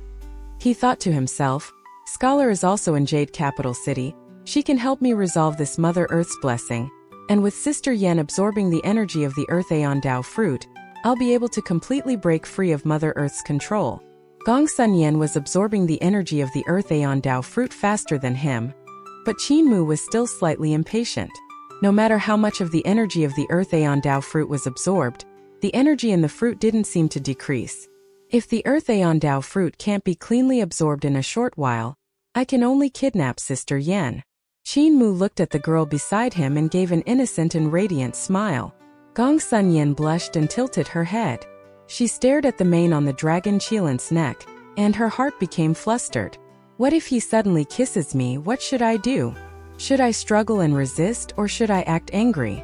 Or should I let him kiss first before slapping him? Qinmu didn't make any advances, and she sighed to herself in relief. However, she was also slightly dejected and thought, so he's even shyer than me. After kidnapping Sister Yen, I can borrow her primordial spirit to absorb the Earth Aeon Dao fruit completely. Qinmu's brows jumped, and he almost revealed a smile of exultation. I can even get a hold of the Mother Earth primordial sword, the Mountains and Rivers Cauldron, and the Six Directions origin sword. This is perfect. Ugh, it's a pity I couldn't get Mother Earth's carriage. Jade Capital City was right in front. The water Qilin led the dragon Qilin into the city. The numinous sky hall had an austere atmosphere. This place was originally the North Celestial Heavens of the High Emperor era, and the numinous sky hall was where the ministers would discuss affairs during High Emperor court meetings. Thus, the space in the main hall was vast.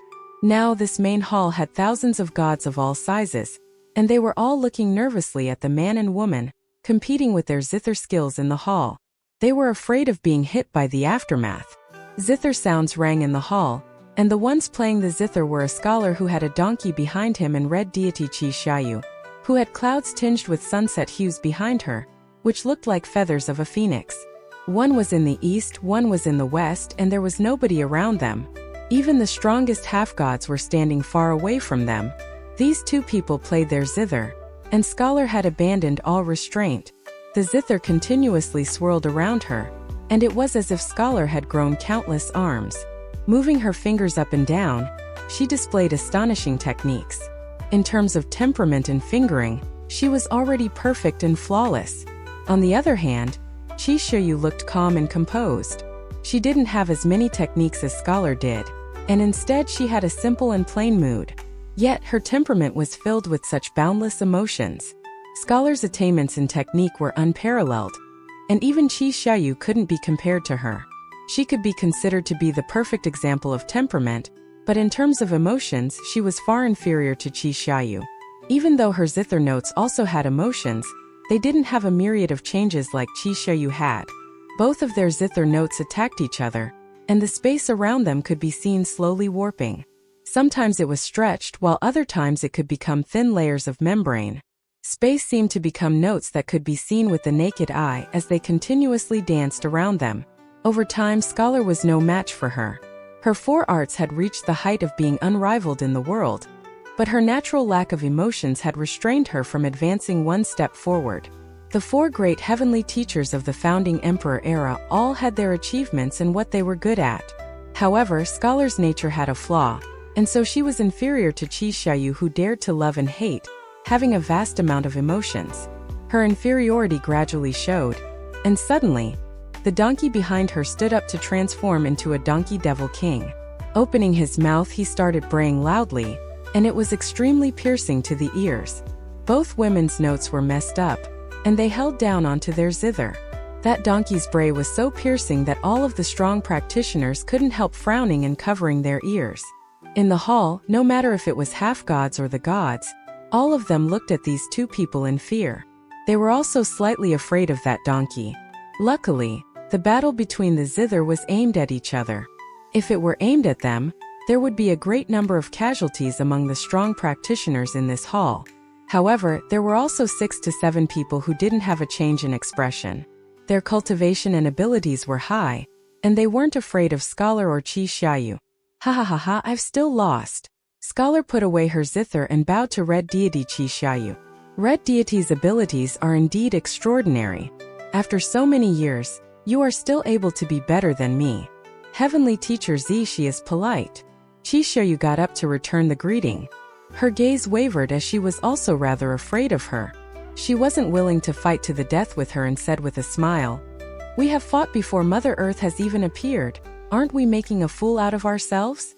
Scholar's gaze swept past these thousands of strong practitioners, and she said with a smile, "Envoys from the extraterritorial celestial heavens, Sword God of High Emperor, subordinates of Mother Earth, as well as Red Deity and Heavenly Teacher of Founding Emperor, all of us are gathered here and reached here after great effort through a journey filled with danger, yet the owner isn't here. What is this logic?" Qi Xiaoyu was slightly indolent, and she looked around with a smile. "That's right. I heard rumors that Mother Earth has been dead for a long time, and now she has suddenly appeared again with the primordial realm resurfacing to the world. Furthermore, she also summoned her old subordinates. Even though I'm Red Deity of the celestial heavens, I had still served Mother Earth in my early years, so how could I not come and pay my respects? It's a pity I still can't see Mother Earth." Suddenly, her gaze landed on Bai Chuer, and she saw her wearing plain clothes with a sword behind her back. She was looking over as well. Qi Xiaoyu felt guilt in her heart, and hurriedly avoided her gaze. Her gaze met with a one-armed man with a divine knife on his back, and he bowed slightly. Qi Xiaoyu nodded her head gently and thought to herself, "Divine Knife Luo is here, and this means other strong practitioners of the celestial heavens are also here. Mother Earth is indeed dead. So could it be the celestial heavens laying out a trap with Mother Earth's name to lure all these people here to capture them in one fell swoop?" The hall had a mix of good people and scumbags. No matter if it was the half-gods or gods, they all had their aims. They weren't simple. Qi Xiaoyu even saw numerous terrifying existences among the half-gods. Even though their abilities were inferior to hers, their numbers weren't few. They were all people that were hard to deal with. Outside the hall, there were even countless half-gods lined up neatly. They waited quietly outside the numinous sky hall, as though they were soldiers waiting for inspection. Suddenly, a voice came out from the back of the hall. "Sorry to make everyone wait for quite a while. Mother Earth will arrive shortly." The reputable, strong practitioners in the hall looked towards the sound, and from where the voice came from, several young girls walked around a screen and escorted a girl out. That girl had delicate features and rosy lips. First, only half of her face could be seen as she walked out from the screen with the women, but when she turned her face, everyone's heart stirred, and they exclaimed to themselves, "What a beauty!" The halo behind the girl's head wavered slightly as she greeted everyone. "Back then my teacher Mother Earth suffered severe injuries and had no choice but to seal the primordial realm. Now that the primordial realm has resurfaced, my teacher has summoned everyone forward to regroup our old force and make a comeback." "My teacher? This girl is Mother Earth's disciple." Everyone's hearts were shaken. Qi Xiaoyu looked at that girl and said with a smile, "There's no harm in waiting a while. However, why didn't I know that Mother Earth has taken in a disciple? Mother Earth never takes in disciples. and even the high emperors of North Celestial Heavens were at most her sons and daughters. You, the disciple, puzzles me slightly. The girl gave a slight smile and said, Mother Earth originally didn't take in disciples, but after she was severely injured the previous time, she took me in as her disciple. Red Deity was just someone who pulled my master's carriage back then. What would you know? Chi Xiaoyu held back her anger and said with a smile, When Mother Earth is out, I'll settle this with you. Bai Chuer asked gently, This sister, how can you prove you are Mother Earth's disciple? That girl looked at her and said with a smile, So it's Sword God Bai of the fake dynasty. This halo behind my head is a blessing from Mother Earth, blessing me from never aging, never dying and endless prosperity. Is that proof enough? Bai Chuer looked at the halo behind her head, and she couldn't differentiate real and fake. Just the halo alone isn't enough to determine if you are real or fake. Divine Knife Luo suddenly opened his mouth to speak. Mother Earth's divine arts are remarkable, and she's one of the ancient gods with the most complicated Tao and skills. Even His Majesty is full of respect for Mother Earth. Have you learned Mother Earth's divine arts? That girl looked at him and said with a smile, So it's one-armed Divine Knife Luo of the fake dynasty. The 36 Great Tao of Mother Earth. I am rather skilled in all 36 Great Tao. Scholar smiled and said, Words aren't proof. That girl said, Heavenly Teacher Zishi of the fake dynasty, please don't be impatient. So what if I'm real or fake? When Mother Earth is here later, and everyone sees the true Mother Earth, won't you know if it's real or fake? Scholar's heart shook slightly. She even knows about me? I'm a person from the founding emperor era. And at that time, Mother Earth should have been long dead and the primordial realm should have been sealed. Only the great ruins is left. How would she know me? She doesn't seem old, and her cultivation isn't too high. She's not an old monster, so she can't know about me.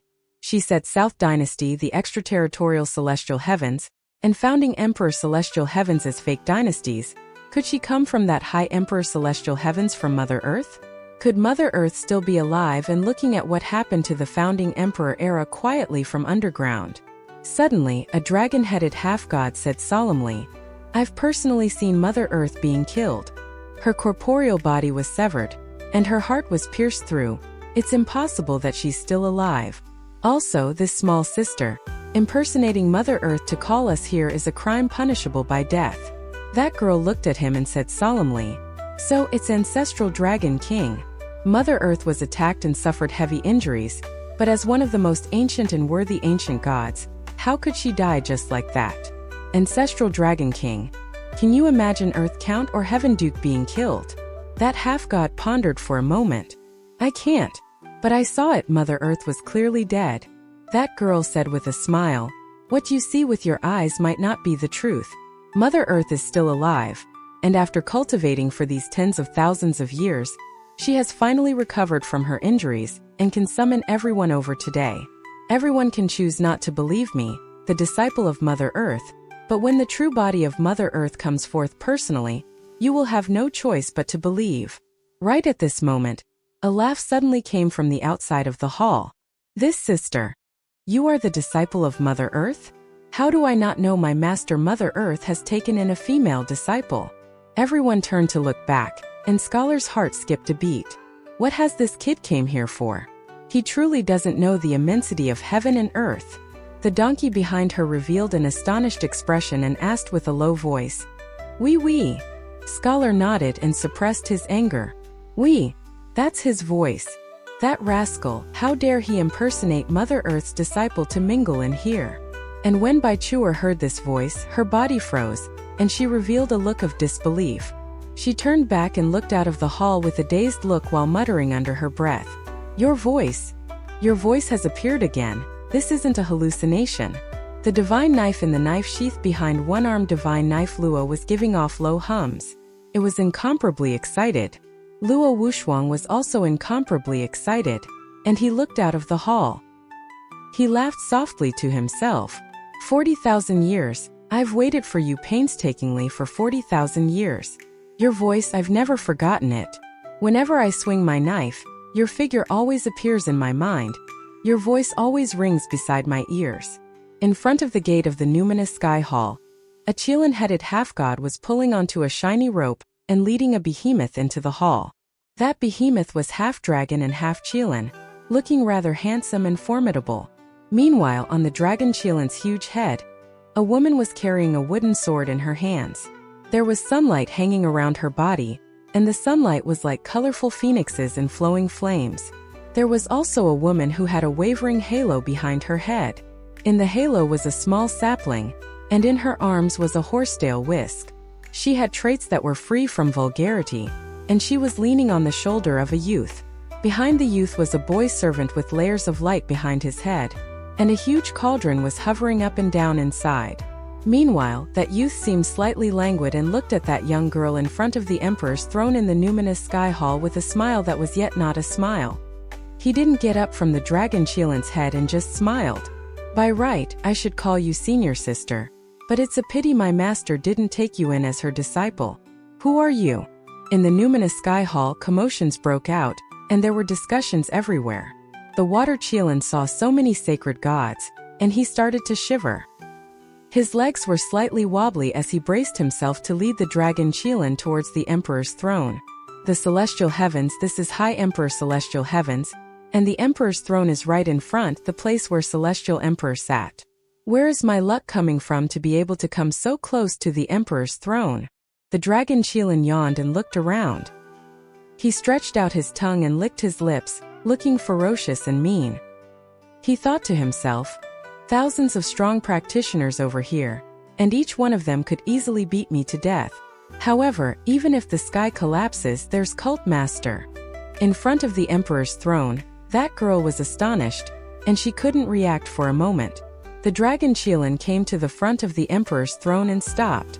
Qinmu stood up and looked down at this girl from above. He said with a smile that was yet not a smile, "Senior sister, could you give me an explanation?" The astonishment on that girl's face gradually faded, and she burst out in laughter. Heavenly Saint Cult Master of Eternal Peace Empire, Qinmu Qin Fengqing, when have you become Mother Earth's disciple? How mischievous of you.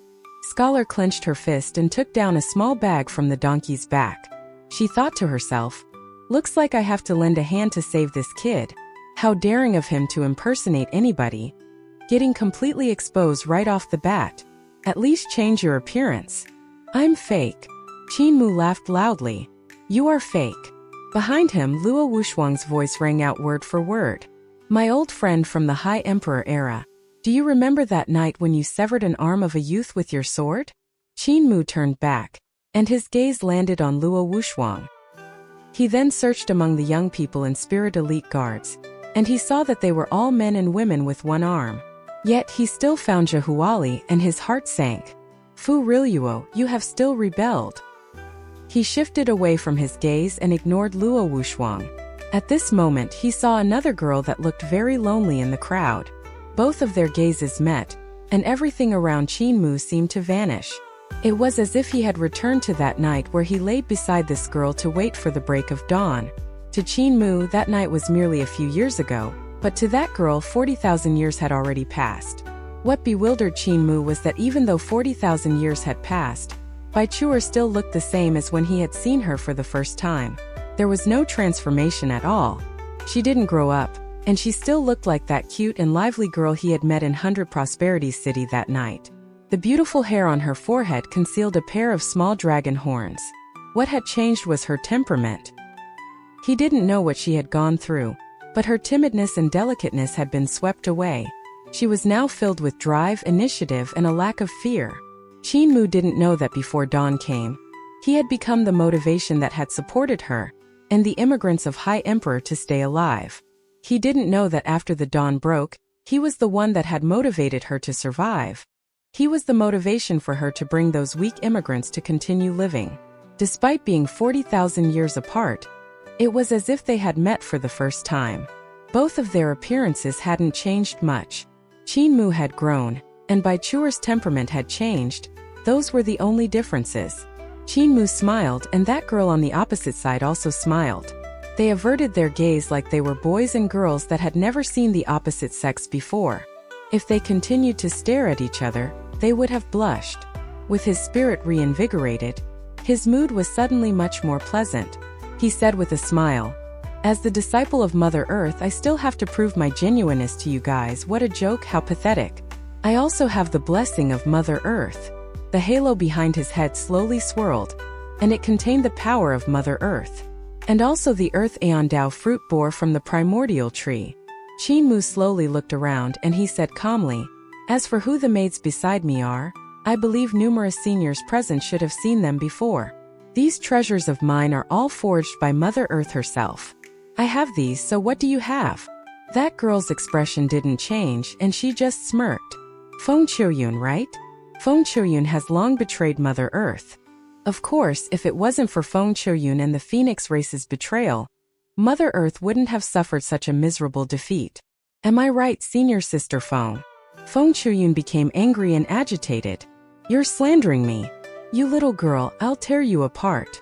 Qin Mu raised his hand and said in a low voice, "Sister Qiuyun, calm down.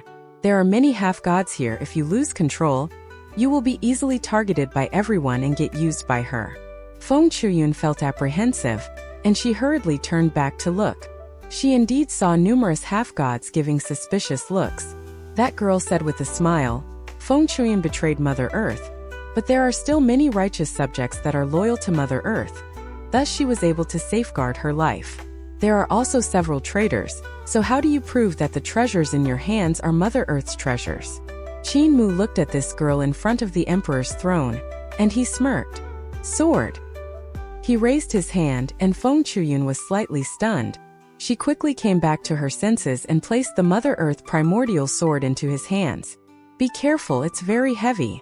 Qin Mu gave a slight smile and poured his vital qi into the Mother Earth primordial sword. The power of this divine sword was instantly activated, and the magnetic forces grew berserk. Divine rays that could be seen with the naked eye formed. Grunts sounded out, and everyone in the numinous sky hall could feel immense pressure. The power from this wooden sword wasn't merely power from divine arts. There was a section of divine power. The divine power that Mother Earth possessed to suppress the heavens and worlds. That was the magnetic force that had a power which was as heavy as the land of the primordial realm. Qin Mu also immediately felt the weight of this wooden sword becoming astonishing. He almost couldn't lift it. He immediately took back a portion of his vital qi, and only then did he felt much better. Whoosh! He raised this wooden sword vertically. This sword moved very slow, yet its power was immense. He stabbed forward. The numerous women around the girl raised their eyebrows and were about to stop him when that girl smiled. She raised an index finger, and the women beside her didn't dare to make any abnormal move. Qin Mu stabbed this sword to the heart of her brows before stopping. However, that heavy sound still hadn't stopped. The upheaval brought by the magnetic force caused the entire main hall to sway. Rumblings could be heard coming from outside the main hall. Numerous half-gods and gods standing in front of the gates got thrown into the sky and flew out of the hall. Everyone soared into the sky and looked towards the back of the hall. After Qin Mu had stabbed, huge mountains rose steeply from the ground, and the rumblings were endless. It was incomparably astonishing, as though the power of his sword had exploded everything behind the numinous sky hall. In the vast jade capital city, countless halls were blasted into pieces as majestic mountains came tunneling out from the ground at an astonishing speed. They smashed the ancient ruin of the celestial heavens into smithereens. Just one sword had destroyed 1/10 of Jade Capital City. "It's the Mother Earth primordial sword," an ancient half-god cried out. "It's this sword that suppressed the worlds. Ancestral Dragon King, this is the sword, right?" Ancestral Dragon King was also astonished, and his voice was slightly hoarse. "This is the sword. Mother Earth forged it with the primordial tree, and it contains the divine power of Mother Earth. Back then, when Mother Earth was alive, she didn't have to descend personally. She just had to get someone to go forth with this sword. And once the primordial sword was out of the sheath, all the worlds would be scared into submission. Those who didn't submit, a devil god that was in the sky above the primordial realm said coldly, were killed by this wooden sword." Scholar led the donkey over, and when she saw the mountain range that had destroyed 1/10 of Jade Capital City, she frowned slightly. And at this moment, Qin Mu, who was holding the Mother Earth primordial sword, was feeling anxious. He didn't see how this sword had destroyed all of those halls in Jade Capital City. Why is the power of this sword so weak? I didn't use my full strength just now, so let me try once more. He then raised the wooden sword and stabbed out once more. With this sword he used even more vital chi, and the wooden sword became even heavier. He almost couldn't raise it to stab. The space in the hall rumbled with shocking momentum as countless divine rays of magnetism surged out. Even though it sounded powerful, this Mother Earth primordial sword didn't display much power. This wooden sword didn't even cause much destruction to the numinous sky hall. Could this sword of mine be fake? Beads of cold sweat rolled down Qin Mu's forehead as he stabbed repeatedly. Outside the hall, even Scholar and that donkey were flabbergasted. They looked at Jade Capital City in shock. Terrifying waves traveled over, and mountain range after mountain range rose steeply from the ground at the back of Jade Capital City. Countless palaces and halls were thrown into the air, and they shattered into pieces. Every mountain range was 1,000 miles long, and the mountain peaks were visions formed from the explosion of the divine power of magnetism. In the blink of an eye, this vast Jade Capital City was more or less half destroyed. King of Destruction. No wonder when I try to ask for information about him in Eternal Peace, everyone that knows him calls him Demolisher Qin. Cold sweat rolled down Scholar's forehead when she suddenly said, Lu Zheng, did you hear what Divine Knife Luo of the extraterritorial celestial heavens said just now? That donkey nodded his head, and his donkey face was incomparably serious. Oui. Divine Knife Luo said his arm was severed by Demolisher Qin. Scholar seemed like she was talking to the donkey, and yet she was muttering to herself. She lowered her voice and said, however, he also said his arm was severed by High Emperor Overlord Body. Now this is weird. Could High Emperor Overlord Body and Eternal Peace Overlord Body be the same person? In that case, High Emperor Sword God's sword skills. Her eyes widened, and she hurriedly shook her head. Impossible. Definitely impossible. Rumble. Jade Capital City trembled as another 1,000-mile mountain range surged out from the ground, squeezing the other mountain ranges to lean at crazy angles. Everyone hurriedly returned to the numinous sky hall, and they looked at the youth standing on the dragon Qilan's head in terror. That youth returned the sword to maid Feng Chuyun beside him. He then turned towards the maid who had a sapling in the halo behind her head and said, Pass me the 6 Directions Origin sword. Everyone's blood ran cold. Gong Sun Yen passed the horsetail whisk in her arms to Qin Mu. Qin Mu shook the horsetail whisk, and he was about to execute this treasure when Ancestral Dragon King suddenly said solemnly, Young Master Qin, there's no need to test. If you continue to test, Jade Capital City will cease to exist. These few treasures are, without a doubt, the supreme treasures of Mother Earth. The other half-gods said in succession, These are indeed Mother Earth's treasure. Young Master Qin has no need to test anymore. Qin Mu was flabbergasted. How did they confirm these are Mother Earth's treasures? I stabbed 6 to 7 times, but I couldn't feel any power at all. However, since this had dispelled the doubts in everyone's heart, it worked for him as well.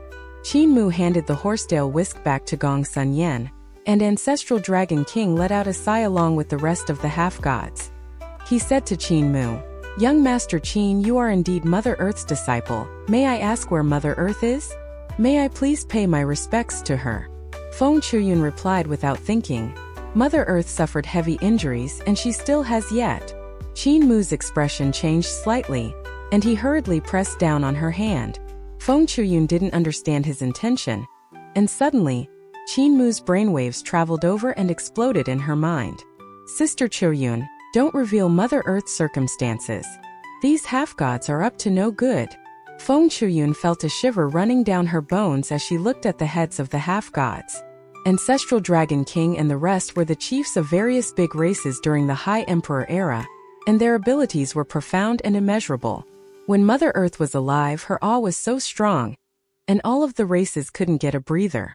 If Mother Earth was fine, they wouldn't dare to rebel. If Mother Earth was dead, only then would they be relieved of their burdens. And if Mother Earth was severely injured, they would be willing to get rid of Mother Earth and throw a pile of dirt on her grave. When Feng Chuyun thought until here, beads of cold sweat broke out on her forehead. Ancestral Dragon King and the rest have the opposite intention. They are trying to get information out from me. Ancestral Dragon King asked in concern, Senior Sister Feng, how are Mother Earth's injuries? We old ministers have been waiting all these years for Mother Earth's news, and we are truly anxious. Now that we have the rare opportunity of meeting Mother Earth's disciple, we must go forward and pay our respects to her, to bow down to her. Feng Qiuyun felt her scalp crawling. Suddenly, Qin Mu laughed loudly. Ancestral Dragon King, calm down. We have important matters at hand. What other things does this sister have to say? Why are you impersonating Mother Earth's disciple? What are you coveting? He changed the topic and turned everyone's attention to this girl. This girl burst into laughter. You traitors stole Mother Earth's treasures, and you come to pose as her disciple masquerading yourself. Those who are in the dark are tricked by you. Heavenly Saint Cult Master Qin, you are truly a giant among men. Qin Mu smiled. That girl said leisurely. However, you can explain all you want, but you can never change a fact. She suddenly bowed and said, Mother Earth, please descend. Just as she said that, an incomparably heavy aura descended on them. The kind of aura that was as heavy as the land instantly shrouded the entire Jade capital city. It was majestic, abstruse, and heavy, like the land of the primordial realm, and as deep as a bottomless abyss. Everyone was intimidated by a kind of natural god's power, and they felt that the space in their surroundings was becoming heavier as well. The numinous sky hall suddenly broke down into pieces as countless bricks came flying up. The roof, walls, pillars, and ground all flew up and floated into the distance. The entire main hall vanished in the distance, and only the place where everyone stood was left. Under their feet, mountains rose and stretched out in all directions. The majestic mountains were so tall that they reached the clouds. Yet when looking at them in detail, everyone would realize that those weren't mountains. They were incomparably thick roots. They raised their heads with difficulty and saw an incomparably ancient divine tree standing between heaven and earth. Its roots were planted into the land of the primordial realm. It was ancient, boundless, and the vein lines presented on its bark seemed to be the natural markings of Tao. The trunk of this divine tree was simply too thick, and it looked like it was being formed by Mount Meru. It was even thicker than Mount Meru, and looking upward, one could see all of the world seeming to be floating between the divine tree and its crown. Such a magnificent sight was dazzling to see. Under the tree, that girl bowed. Mother Earth, please. Under the tree crown, a goddess with tens of thousands of postures floated down from the tree. She landed on the ground gently with her bare feet. She was naturally born from the charm of Tao, and she bore the thickness of the earth, which gives birth to all living things. She had a temperament that others couldn't imitate, and her appearance was the same as the god statue of Mother Earth Qin Mu had seen in Mother Earth Temple. The corners of Qin Mu's eyes twitched violently. He looked at Feng Qiuyun. Then he looked at the girl before raising his head to look at this Mother Earth in front of him. He was slightly at a loss. Even though he had seen Mother Earth's broken soul in the earthly palace, a voice in his heart told him that this Mother Earth wasn't fake. This is much more complicated than I've imagined. Aren't we here to seek revenge on Qi Xiaoyu? Feng Qiuyun will attack Big Sister Qi and get killed by her while I shall sweep away all the treasures and run. Why has it become so complicated and bizarre now? Qin Mu felt his head swelling up, and he secretly opened up the willow leaf on the heart of his brows. Dian Qin Word Land, Earth Count, Heaven Duke, Crimson Emperor, and Great Sun Sovereign were currently drinking tea with an old Buddha. Suddenly, the sky lit up, and Heaven Duke chuckled. Old Buddha, you rarely wake up, so you have never experienced such a situation, right? This is Son of Qin opening the willow leaf seal on the heart of his brows to let in some air for us. Brahma Buddha raised his head to look at the sky before sighing. What a sin! To suppress Son of Yudu, we actually need so many experts to stand guard here. Furthermore, we still rarely get some air in here. Far away, Qin Fengqing's face was all bruised as he sat among the mountains. His two chubby legs were folded up, and he sulked as he crossed his arms in front of his chest. The old Buddha that was suppressing them in midair woke up, and he suddenly came down from the sky. He came to beat up the old Buddha only to be beaten up by the 5 strong practitioners in Qin Word Land. He didn't even get time to use the slaughter cauldron when he got thrashed badly by the elders. The elders took the best position in this prison and chased him to the mountains. This big-headed baby was thinking of how to seize back his territory, but the slaughter cauldron had been snatched away by the elders and suppressed by Lava Earth Count. He couldn't snatch it back. If he had the slaughter cauldron in his hands, he could still find back leverage. By working together with Bad Brother, we can suppress these old men. The big-headed baby looked into the sky, and he thought to himself, after suppressing the old men and Bad Brother here, I will be able to run out and enjoy. Suddenly, Qin Mu's consciousness came from the sky, and he asked, Heaven Duke Earth Count, come take a look and see if that's Mother Earth. A Buddha is awake. His consciousness landed on the ground and transformed into a human form to greet everyone. Heaven Duke said with a smile, Old Buddha woke up not too long ago. He said the primordial realm was unsealed and the great ruins transformed into the primordial realm. Even the 20 heavens of Buddha realm have no choice but to connect with the primordial realm, forcing him to have no choice but to wake up. It's also lucky old Buddha woke up, or else this place would have been dominated by your brother. Crimson Emperor said.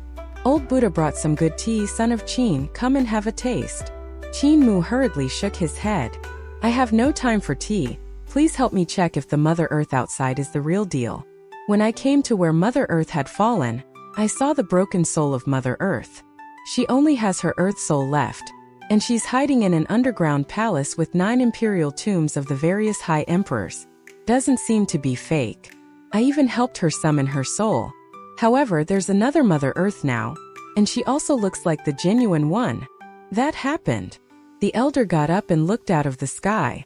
They borrowed Qin Mu's third eye to look at that Mother Earth sitting silently under the primordial tree.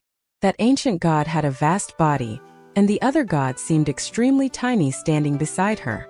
Even though Mother Earth's corporeal body was very huge, it was much smaller compared to Heaven Duke and Earth Count's immeasurably huge bodies. It wasn't as exaggerating. Even so, to the other life forms and half-gods, she was still inconceivably huge. This is Mother Earth. Lava Earth Count said. Without a doubt. My eyes are more powerful than any life and death book. I can see through the essence of a soul, so I won't be wrong. Her soul is Mother Earth's soul. Heaven Duke said. Her corporeal body is indeed Mother Earth's corporeal body. If it's fake, it's difficult to escape from my heavenly eyes. Son of Qin, the Mother Earth you have met in the earthly palace is definitely a fake. Qin Mu was in a daze and he shook his head. I personally gathered the souls for that Mother Earth and helped her gather the black soul sand of her heaven soul and life soul. It's impossible for Mother Earth to have other souls lost outside. Mother Earth wouldn't have twice the number of souls by chance, right? He suddenly came to a realization and cried out, saying, Mother Earth is Celestial Empress of the Dragon Han Celestial Heavens? She's a twin? This Mother Earth is actually the true Mother Earth's elder sister, or younger sister. Heaven Duke shook his head and said, You are overthinking things. Mother Earth is not that pair of twin flowers. Celestial Empress and her sister have another origin, moreover. He didn't continue saying and just said, In any case, it's not them. That's weird. If this is Mother Earth, who's that Mother Earth you were summoning the souls for in the earthly palace? Lava Earth Count's voice was slightly dark, and it made him shiver without feeling cold. Son of Qin, who were you summoning the soul for? Qin Mu's mind was blown, and he was dumb like wooden chicken. He said with difficulty, You are saying I was tricked by someone? That's impossible, right? There are numerous half-gods in the earthly palace that are Mother Earth's old subordinates. If I'm tricked, they wouldn't be tricked as well, right? They were all lying dormant with Mother Earth in the earthly palace when Mother Earth got killed. Everyone frowned. Crimson Emperor said, Is there a possibility that another Mother Earth could be born from the primordial tree? He saw that Qin Mu was puzzled and made a suggestion. Mother Earth is originally born from the primordial tree. When I founded the Crimson Light era, I paid a visit to her and know her roots. Heaven Duke shook his head. The primordial tree is already dead. There can't be another Mother Earth to replace the original Mother Earth. Crimson Emperor, what you are saying is just deliberate exaggeration to scare people. It's not a deliberate exaggeration. Brahma Buddha suddenly said. There's indeed such a method. Furthermore, this method was created by me. Everyone looked at him, and Brahma Buddha let out a sigh. My technique had taken shape during the Dragon Han era. In simpler terms, entering the path with a dream was too much of a fantasy. It is actually transforming into tens of thousands of myself to roam and train myself, experiencing the world of mortals, experiencing countless calamities. These worlds of mortals are just like imaginary dreams to me. Yet those versions of me have true souls, true corporeal bodies, and true experiences. Their cultivation, experiences, and Tao hearts would all finally return to me to become my dreams. Heaven Duke praised and said, Old Buddhist scriptures experience boundless calamities and see clearly the world of mortals. Thus it was coveted by the celestial heavens, and they wanted to get their hands on it. Brahma Buddha shook his head and said, They aren't after the Buddha nature in my technique. They are just collecting techniques on Emperor's throne realm for celestial heavens realm. In order to have a complete celestial heavens realm, there's a simple method, and that is to find 36 Emperor's throne techniques that aren't repeated to form a celestial heavens technique. And even though the Emperor's throne techniques in this world aren't few, there are many repeated ones, thus it is extremely difficult. My boundless calamities from entering the path with a dream is one of them. Great Sun Sovereign suddenly came to realization and asked, Old Buddha, could this technique allow a new soul to be born from a corpse? Brahma Buddha said with a smile, Even a new soul could be born from an illusory dream, much less a corpse. Heaven Duke probed and said, But you had never imparted this technique. The Buddhist scriptures you have imparted are all the other Buddhist scriptures you comprehended in your dreams. Brahma Buddha sighed. I've imparted it before. He said calmly, During the year of Dragon Han, Celestial Venerable Yun once found me and said that the human race was in a crisis. He said that a strong practitioner was needed to provide hope to the human race. He wanted to impersonate a few people that had already vanished without a trace. Thus, I imparted to him the technique that was newly formed and not matured. He cultivated my technique and impersonated Celestial Venerable Yu and Celestial Venerable Qin. He gave a glance at Qin Mu and said, He also impersonated Celestial Venerable Mu. Qin Mu's heart stirred slightly and he probed, What old Buddha means? Celestial Venerable Yun's talent is extremely high. It's even higher than the old Taoist and me.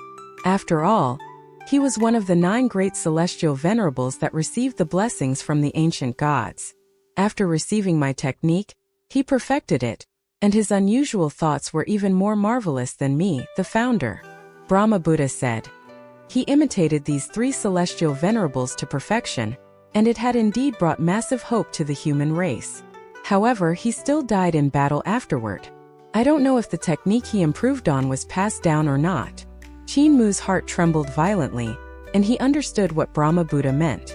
Someone had the divine art that had originated from Buddha's technique to create another Mother Earth. Could it be the Heaven Alliance? He asked with a low voice. Heaven Duke and Earth Count looked at each other in the eyes, and they sank into silence. They didn't speak a word. Brahma Buddha said, It might not be the Heaven Alliance.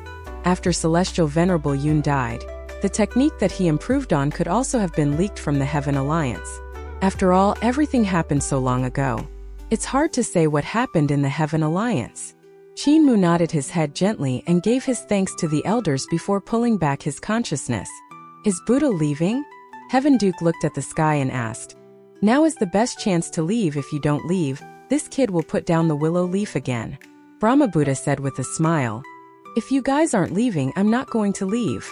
Great Sun Sovereign said timidly, I want to leave but I don't dare to. Lava Earth Count consoled him. Where else can you go? Aren't you just going to go back to Yudu? How is Yudu more interesting than here?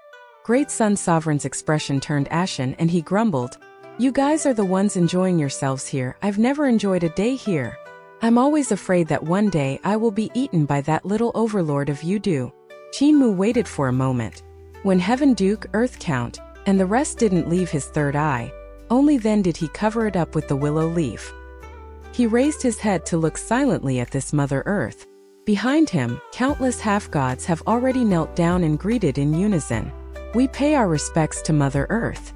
Long live Mother Earth. Those gods and devils from the other worlds also knelt down with trembling bodies. They didn't dare to make any reckless moves. During the High Emperor era, Mother Earth was half a ruler in the primordial realm. Even though it was being ruled by the High Emperors of North Celestial Heavens in name, she was actually the one controlling half of the primordial realm. Back then, not even one race dared to rebel under her rule.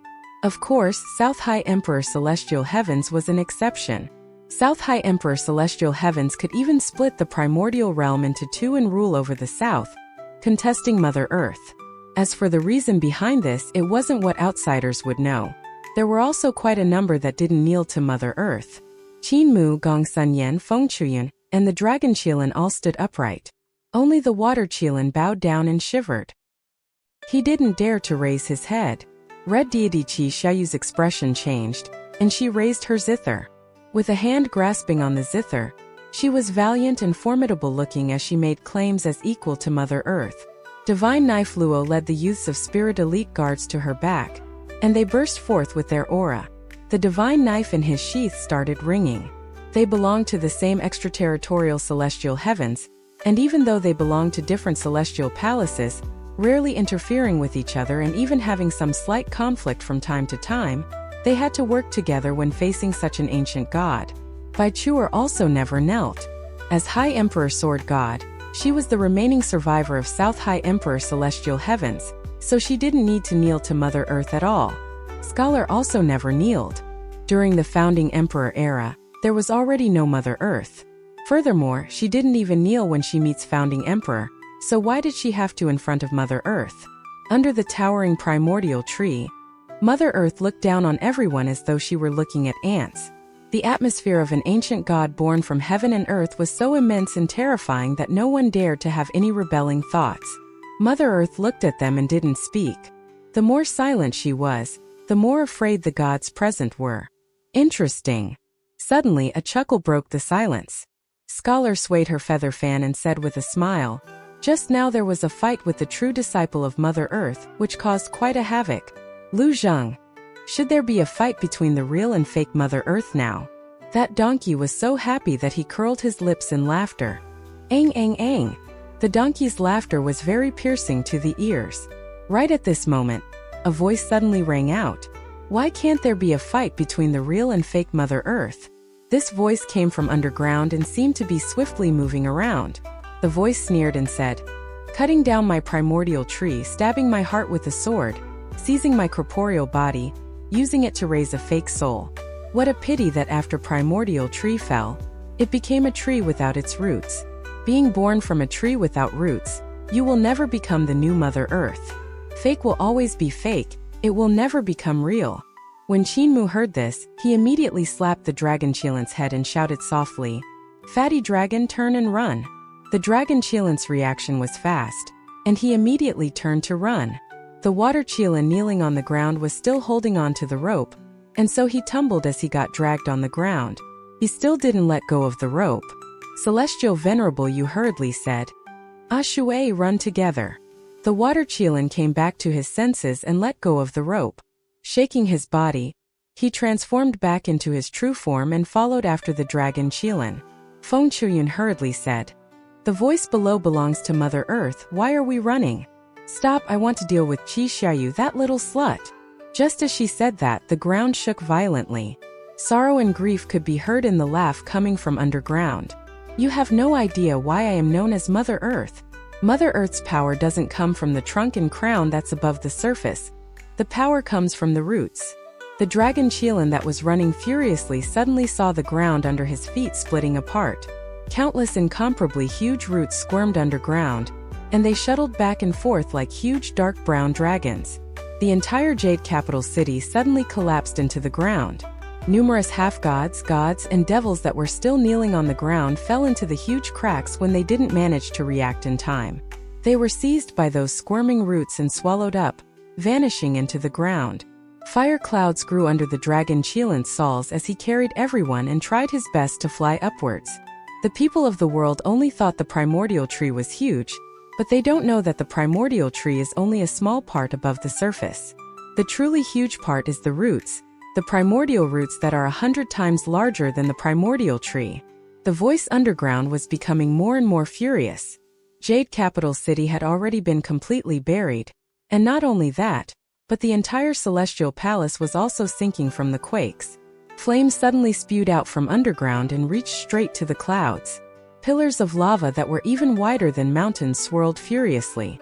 Feng Chuyun looked at this sight in a daze, and she only saw countless half-gods, gods, and devils flying in between these pillars. They executed all kinds of divine arts as they tried to escape out of that place. The dragon Qilin and the water Qilin speed had reached the extreme, but the magnetism had suddenly been thrown into chaos. Their bodies became incomparably heavy, which made it hard for them to fly. In the sky, no matter if it was gods, devils, or chi cultivators, everyone was falling. This kind of falling was extremely strange. They didn't fall straight down into the ground, and instead they were falling to where magnetism was abnormal. Some were falling up, some were falling down, and some were falling horizontally. Suddenly, a god fell beside them and landed in midair. With a loud smack, that god crashed onto a power magnetism divine art, and fresh blood instantly exploded out. His bones and flesh were separated, and everything was crushed into pieces. Heavy pieces sank to the bottom while light pieces floated at the top. His death was too miserable to look at. That god had clearly fallen into the air, but it was as if he had collided with the most durable iron wall.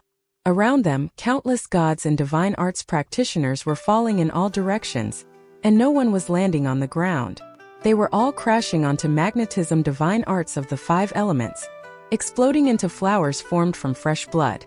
It was sad and beautiful. Qinmu said solemnly, "Sister Chuyun, now you know why we need to run, right?" Feng Chuyun was in a daze. The voice underground belonged to Mother Earth, who only had her broken soul and heart left. However, she was controlling the most crucial body part of Mother Earth, and that was the roots of the primordial tree. Roots planted in the primordial realm were incomparably huge, and it wasn't known how far and deep they stretched. Her magic power was unimaginably dense. On the surface, under that primordial tree, the other Mother Earth possessed a corporeal body. When she executed the primordial tree, the tree that stretched to the sky glowed brightly. Sunlight washed off as the rays whirled and danced in the breeze. They attacked down into the ground. Both Mother Earths exploded with their divine arts, and Jade Capital City had long vanished. Only the storm formed by the magnetic force remained, the storm that distorted space. Qinmu saw the situation early, and thus, he was still considered quite safe. However, he also couldn't deal with this kind of abnormally strong magnetism, so he immediately decided to activate his teleportation divine art. He swept everyone and teleported out. In the next moment, they appeared 1,000 miles away. Suddenly, magnetic force exploded under their feet, and the violent divine rays of magnetism weaved across the sky like dazzling rays of sunlight. Wherever the light passed by, strong gods, devils, and divine arts practitioners would fall uncontrollably towards the divine rays, causing their bodies to be shattered into pieces. Looking from far away, it was as if these strong existences had taken the initiative to collide into those divine rays. This was simply a massacre. Yet this was merely the aftermath of the collision between the Mother Earth above the surface and the Mother Earth below the surface which had involved them. These 2 Mother Earths hadn't made a move on these gods directly. Their abilities were simply too terrifying. Each of them controlled the power of magnetism, and when they clashed, the magnetic force was so violent that disaster was brought to the people around. The divine power of magnetism was the most basic power in the world. It was the most primitive power and also the most terrifying one. As the embodiment of this kind of power, Mother Earth's strength could no longer be measured by using realms like Numinous Sky and Emperor's Throne. There were no realms for ancient gods. There was only how strong or weak their control of the great Tao was. Realms couldn't be used to measure their power. Qinmu hurriedly executed his teleportation divine art repeatedly and escaped. In a few instants he escaped over 10,000 miles. Much of his cultivation was exhausted, so he had no choice but to stop teleporting. He let the dragon Qilin sprint full speed ahead. The magnetism here was still extremely volatile, but its threat to them was greatly lessened. The dragon Qilin's cultivation was even above Qinmu, so it was enough for him to deal with. He turned back to look and saw where both Mother Earths had clashed. He could no longer see those 2 terrifying existences, and could only see the divine rays from the primordial tree flying around and the countless roots that had tunneled out from underground. Other than that, there were also strong practitioners flying among the branches and roots of the 2 ancient gods and trying to escape. From time to time, people would be hit and explode in midair, turning into lumps of blood fog that expanded outwards. Those that could escape from there were all strong practitioners with extraordinary abilities. Suddenly, Feng Qiuyun's eyes lit up as she saw a 9-headed phoenix slicing apart thick branches and roots by plucking the strings of her zither. The zither notes would slice through the divine rays of magnetism, allowing her to break free from that battlefield. Slut Qi Xiaoyu. Feng Qiuyun was furious and leaped down from the dragon Qilin's head. She transformed into a fire phoenix to flap away. Sister Qiuyun, no? Qin Mu shouted loudly. Come back quickly to protect me, my cultivation is almost at life and death realm. Feng Qiuyun's speed was extremely fast, and she vanished in the blink of an eye. Only 2 trails of colorful light were left in the sky. One was the trail left behind by Qi Xiaoyu, and the other was left behind by Feng Qiuyun. Both of them were strong practitioners of the Phoenix race. Feng Qiuyun's cultivation was already at the peak of numinous sky realm, while Qi Xiaoyu was on Emperor's throne realm long ago. She knew she wasn't Qi Xiaoyu's match, and thus brought the Mother Earth primordial sword along with her. Cold sweat broke out on Qin Mu's forehead and he said softly, Mother Earth got you to protect me. Waves of magnetic force came rolling over, and this kind of strange power distorted the ground and space. This caused mountains to move up and down like waves as they got warped. Qin Mu quickly executed Overlord Body 3 elixir technique and protected his own body. Numerous gods and half-gods caught up to them and escaped in all directions. From time to time, someone would get hit by the random divine rays of magnetism and would be shrunk into a ball of flesh in the blink of an eye. Then they exploded with a bang, turning into blood fog. Qin Mu looked behind and stared nervously at the light, getting the dragon Qilin to dodge them. Right at this moment, incomparably terrifying waves came from where both Mother Earths were fighting. The ground trembled like a piece of cloth, and the mountains moved up and down. In the center of the fight, the divine rays of magnetism were like a ball of light expanding rapidly. Wherever it passed, mountains looked like 3-dimensional paintings that were stuck on the ball. That terrifying ball of light expanded at a frightening speed and closed in on them. That kind of speed was countless times faster than the dragon Qilin's flying speed. Qin Mu felt his hair standing on end. We can't run anymore. Are the abilities of an already dead Mother Earth and a newly born Mother Earth from a crippled corporeal body so terrifying? Big brother, lend me your strength. He took off the willow leaf and shouted. His body bulged continuously as the divine power of Yudu poured over. Cryptic Yudu language rang out around his body, and it was strange and beyond comprehension. Not far away, Ancestral Dragon King and the rest who had protected a bunch of half-gods shouted when they saw that they couldn't escape anymore. Work together to defend against the impact. Everyone's auras collided together as they each executed their divine arts. Ancestral Dragon King transformed into an old dragon with an incomparably huge corporeal body. His dragon body wrapped tightly around his clansman, and he opened his mouth to spit out a dragon bead. The dragon bead smashed straight at the divine rays of magnetism as he shouted, Everyone attack this point together. If we create a large hole in this divine art, we still have a chance to survive. Otherwise, we are all going to die here. Other strong practitioners executed what they could and threw great divine arts right behind the dragon bead. Qin Mu stood up in front of the dragon and the rest to shield them. With his 6 arms moving up and down, they were like countless arms which finally formed a punch to strike forward. The ball formed from the divine rays of magnetism brought along heavy mountains to clash with their divine arts, and that ball seemed to pause for that short instant before swallowing them up. Qin Mu heard the loud explosions of mountains shattering beside his ears, and he got lifted by the immense power. He was thrown backward. He had 3 heads and 6 arms after all, so he grabbed the dragon Qilin with one hand and grabbed the water Qilin with another hand. His other arms grabbed Celestial Venerable Yu and Gong Sun Yen before he got blown away by the remnants of both Mother Earth's divine arts. Finally, after this impact, those mountains and land that got distorted finally returned back to normal. Qin Mu arched his body as he was being pressed down by a huge mountain and crawled up from the bottom of the mountain.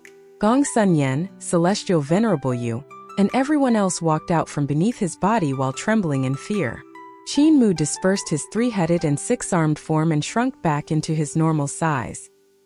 He felt a lingering fear as he examined the surroundings. Where his gaze could see, mountains had collapsed left and right as though a violent storm had torn through the forest. As for where Ancestral Dragon and the rest who had worked together with them in the moment of chaos were, they had no idea.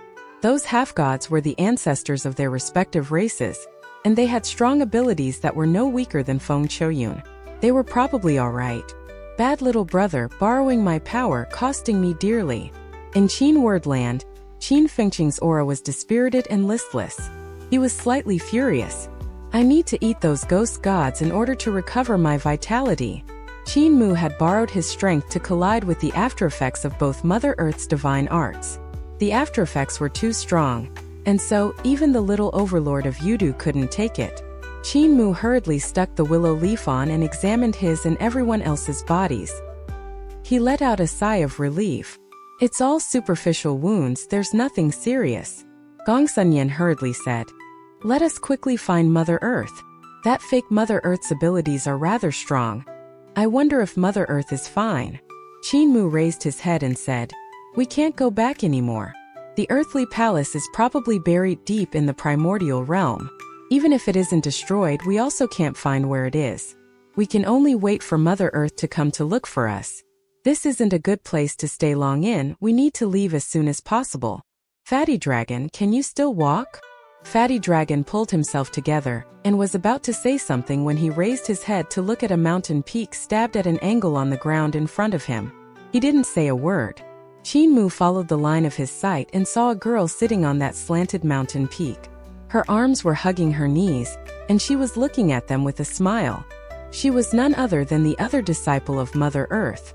Her clothes were fresh and didn't look miserable at all. She wasn't like Qin Mu and the rest who were all covered in dirt. It was as if those aftereffects were completely insignificant to her. Qin Mu revealed a smile and said leisurely, Senior sister, we are both disciples of Mother Earth. Yet I don't know how to address you. That girl stood up and said with a smile, as both disciples of Mother Earth, I've heard of Cult Master Qin's reputation for quite a long time. The reason why I've come out of seclusion this time is to see what kind of abilities you have. Qin Mu laughed loudly, and he swung his right arm outwards horizontally.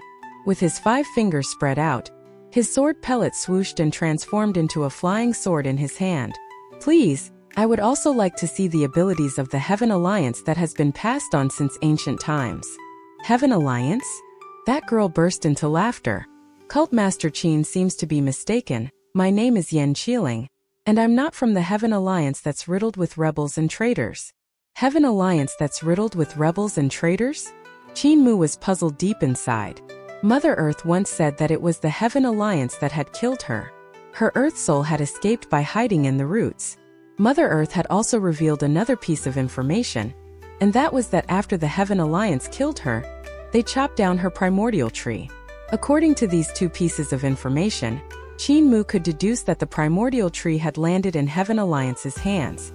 The other Mother Earth could only be born from the primordial tree by a capable person in the Heaven Alliance using the fantastic technique developed from Brahma Buddha's dream entering the path. Yet this girl called Yen Qiling actually said she wasn't from the Heaven Alliance.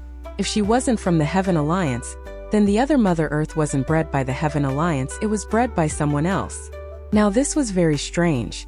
Could it not be the Heaven Alliance that killed Mother Earth back then? However, how would Mother Earth mistake the person that killed her? Or could it be that after the Heaven Alliance killed her, someone snatched the primordial tree from the Heaven Alliance's hands to breed another Mother Earth? Qin Mu was puzzled. Since the Heaven Alliance was able to kill Mother Earth, they definitely had extraordinary abilities, so who could be able to snatch away the primordial tree from them? However, I can search for clues from this girl named Yen Qiling. Qin Mu raised his head to look at that slanted mountain peak, and to him, as long as Yen Qiling displayed her best divine arts, she would leave behind traces which he could use to find the mastermind behind her back. Yen Qiling walked down from the mountain and said with a smile, Cult Master Qin doesn't have to guess where I'm from. No matter how smart you are, you can never guess my roots. There's still another matter other than to see you, and that's to bring a person away. The light in Qin Mu's eyes suddenly pulled back, and he asked insipidly, Bring who away? Yen Qiling's gaze suddenly moved from his face to Gong Sunyan's face before finally shifting to Celestial Venerable Yu. Lan Yutian, Celestial Venerable Yu. She gave a gentle laugh. Celestial Venerable Yu has no future following you. You will only waste his talent. However, if he follows me, I can find him the best teacher and fully open up his potential. In the future, he will definitely shine brightly. She looked very beautiful, and she had a beauty that wasn't inferior to Granny C and Donghua. She was like a goddess that had fallen into the mortal world. Yet Qin paid no attention to her. The divine light in his eyes earlier had become reserved, and now even his aura was starting to become reserved. The dragon Qilin twitched his dragon scales uneasily and secretly moved 2 steps back. The pet knew the master the best. The dragon Qilin knew Qin very well. The more reserved Qin became, the stronger his killing intent was. This beautiful-looking girl had touched Qin bottom line and caused his desire to murder to bloom. The reserved Qin was like a fierce beast that was staring at his prey. He could burst forth any time to kill. You know a lot of things. Qin tone was dry. Many things that you shouldn't know at your age. This makes me more and more curious as of where you're from. Yan Qiling raised her hands to stroke the hair coming down the side of her temple. She said with a smile, "I'll defeat you and take Celestial Venerable You away. How is this deal? Celestial Venerable You isn't a commodity. He's the person I respect the most." Qin tone became increasingly harsh. "Someone left him in my hands, and even without this relationship, I will never tolerate anyone who wants to treat him as a tool, to treat him as a commodity." Yan Qiling looked at him and tilted her head to think before saying, "You seems to possess a huge problem. You don't seem to be just Cult Master Qin of Eternal Peace. If you are purely Cult Master Qin, you wouldn't have such feelings for Celestial Venerable You." Qin said indifferently, "Fatty dragon, take them and go further away." The dragon Qilin felt as though he was relieved of a huge burden and hurriedly brought Gong Sun Yen, Celestial Venerable You, and the water Qilin as far as possible. He said softly, "Cult Master is angered. Let us quickly leave this place so that we don't get implicated by him." Gong Sun Yen asked curiously, "If we attack her together and gang up on this disciple of the fake Mother Earth, wouldn't we be able to defeat her? Why do we have to leave?" The dragon Qilin said softly, "Have you forgotten about the other women around that smiling maiden?" Gong Sun Yen was stunned for a moment, and only then did she come to understand. The women he was talking about were those maids beside Yan Qiling. The dragon Qilin said, "The abilities of those maids are probably not inferior to Feng Chuyun, otherwise, how would Yan Qiling even survive all the way here? She would have long been crushed into bits and pieces by the divine arts from both Mother Earths. Those women are probably nearby. If we rush up together, how could they sit still? If we fight as a group, we are definitely no match for them. Cult Master's intention is for us to immediately leave this place and not wait for him," the water Qilin said. "But he told us to go further and didn't ask us to leave." The dragon Qilin sneered and said, "You don't know what Cult Master's thinking. The reason why he said that was to drop the guard of those women so they wouldn't know we took the chance to slip away. When they realize we will be long gone.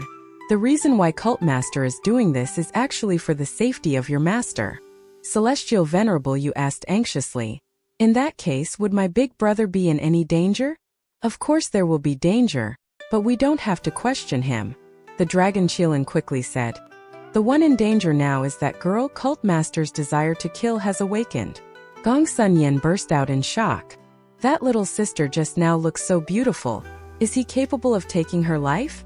The dragon Qilin brought them to leave quickly as he said, "In Cult Master's eyes, she isn't pretty at all, so he naturally would be able to." Gong Sun Yen said seriously, "But she's really pretty, even I feel inferior myself." The dragon Qilin borrowed those mountains that had fallen at all kinds of angles to hide his body. He shook his head and said, "Her chest is small. Cult Master doesn't think girls with small chests are pretty." Gong Sun Yan's eyes widened, and she lowered her head to look. Grabbing onto her clothes, her eyes looked a little disappointed. Under the slanted peak, Qin aura was stable and didn't leak out at all. No qi and blood leaked out either, everything was just calm. Yan Qiling's beautiful eyes blinked, and she didn't know why Qin had suddenly become so ordinary. It was as if he had become an ordinary person. Suddenly she came to a realization. Completely reserved. It's the martial Tao. Just as she thought until here, a loud explosion rang out beside her ears. Qin moved 300 yards in a step and came to her face. The air in between them got compressed into physical substance and shattered right away like glass. Behind the shattered wall of air was Qin face that was as still as an old well. He had no emotion.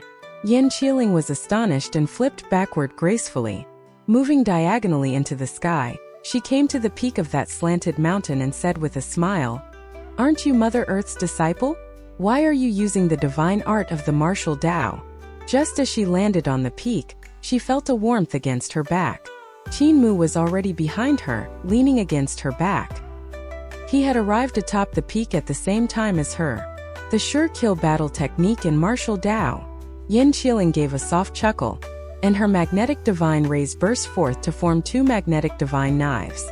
Qin Mu moved with exquisite footwork, and the cold gleam of the sword in his hand twinkled as he stabbed sword after sword into empty spots. As he moved, Yin Qiling was afraid of showing her heart to him, so she moved as well, and the empty spots that Qin Mu had stabbed were precisely the next locations where she would shift her body to. Clank, clank, clank. Incomparably concentrated sounds of collision rang out as her magnetic divine knives danced up and down. Every time she could precisely block where the sword light was coming from and force it back. The sword in Qin Mu's hand suddenly split from 1 to 2 and from 2 to 4. In the blink of an eye, it had transformed into several thousand flying swords that surrounded both of them. He was like a thousand-armed god that kept changing swords, and the flying swords in the air also kept attacking Yin Qiling from different angles. The sword moves executed by each flying sword were actually different from one another. Yin Qiling swung her knives, and divine knives came flying out of her magnetic divine knives to clash with the flying swords in the air. The peak of this slanted mountaintop was only several hectares in size. The young man and young woman moved around on the peak gracefully like fluttering butterflies while light and shadow clashed around them. Every instance was extremely dangerous. The sure kill technique of the battle technique school was unleashed to perfection by them, and even though it was dangerous, it possessed an unusual kind of beauty. Suddenly, both of their bodies separated, and Qin Mu turned around. There were no longer any flying swords in his hands, and he pressed forward with both palms. Countless runes of magnetism swirled around his palms, and magnetic divine rays burst forth.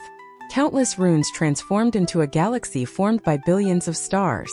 The magnetic divine rays surged between each and every one of the stars, and that was Granny C's divine art, which was learned by him with one look. Granny C had used this kind of divine art to contact the crux of unsealing the primordial realm. This resulted in the huge change in heaven and earth, allowing the primordial realm to resurface. This divine art was a great divine art from Granny C's pursuit of the Tao of magnetism. When Qin Mu executed it, incomparably terrifying magnetic force pressed down on everything. The slanted peak suffered from unimaginable pressure and continuously sank into the ground.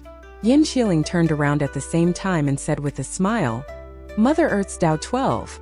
She pushed out with both palms as well and burst forth with a magnetism divine art.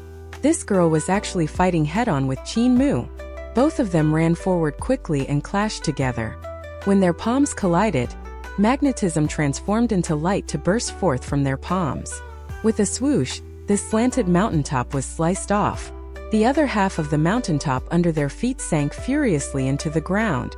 Qin Mu's hair rushed into the air from his fury as he roared. Suddenly, qi and blood behind him flooded out, and it was like an ocean of blood had appeared behind him. His qi and blood were raised by 1,000 folds in that instant. Great Emperor of Martial Paths Tao 1. Yin Qiling was astonished. This woman couldn't react accordingly. Qin Mu retracted his palm and turned it into a fist to strike her. The ocean of qi and blood behind him exploded and transformed into vitality to rush forward. Yin Qiling grunted as she flew backward. In the sky, countless apparitions of Qin Mu appeared, and immediately after, every apparition of Qin Mu attacked her with different divine arts of the martial path. Boom! On the waist of another majestic mountain, there was a human-sized hole, and a huge fist imprint appeared on top of this human-sized hole. The fist smashed into the body of the mountain and caused it to shake several times. Qin Mu's body appeared in front of this hole and raised a finger to press on the heart of his brows. Countless flying swords flew over and gathered into a sword pellet in front of him. Qin Mu's sword finger stabbed out, and a sword light stretching 10 miles stabbed through this hole in the mountain, shooting out from the other side. The brilliant sword light was like a light pillar that was bright to the extreme. Sword Dao's Tao 1. Yin Qiling's voice came from the other side of the mountain. Qin Mu's pupils contracted and lifted the willow leaf. His third eye opened up, and a beam of light shot out from this eye. That beam followed quickly after the sword light. At the same time, he raised his hand to throw a mudra out. Prisms of heavenly fire scuttled out in all directions to bombard Yan Qiling, who was on the other side of the mountain. Great Tao of Yudu's Tao 23, Great Tao of Xuandu's Tao 2. Among the terrifying rumbles, Yan Qiling's voice rang out clearly. Cult Master, your divine arts are really remarkable. In that case, have you seen Tao 1 before?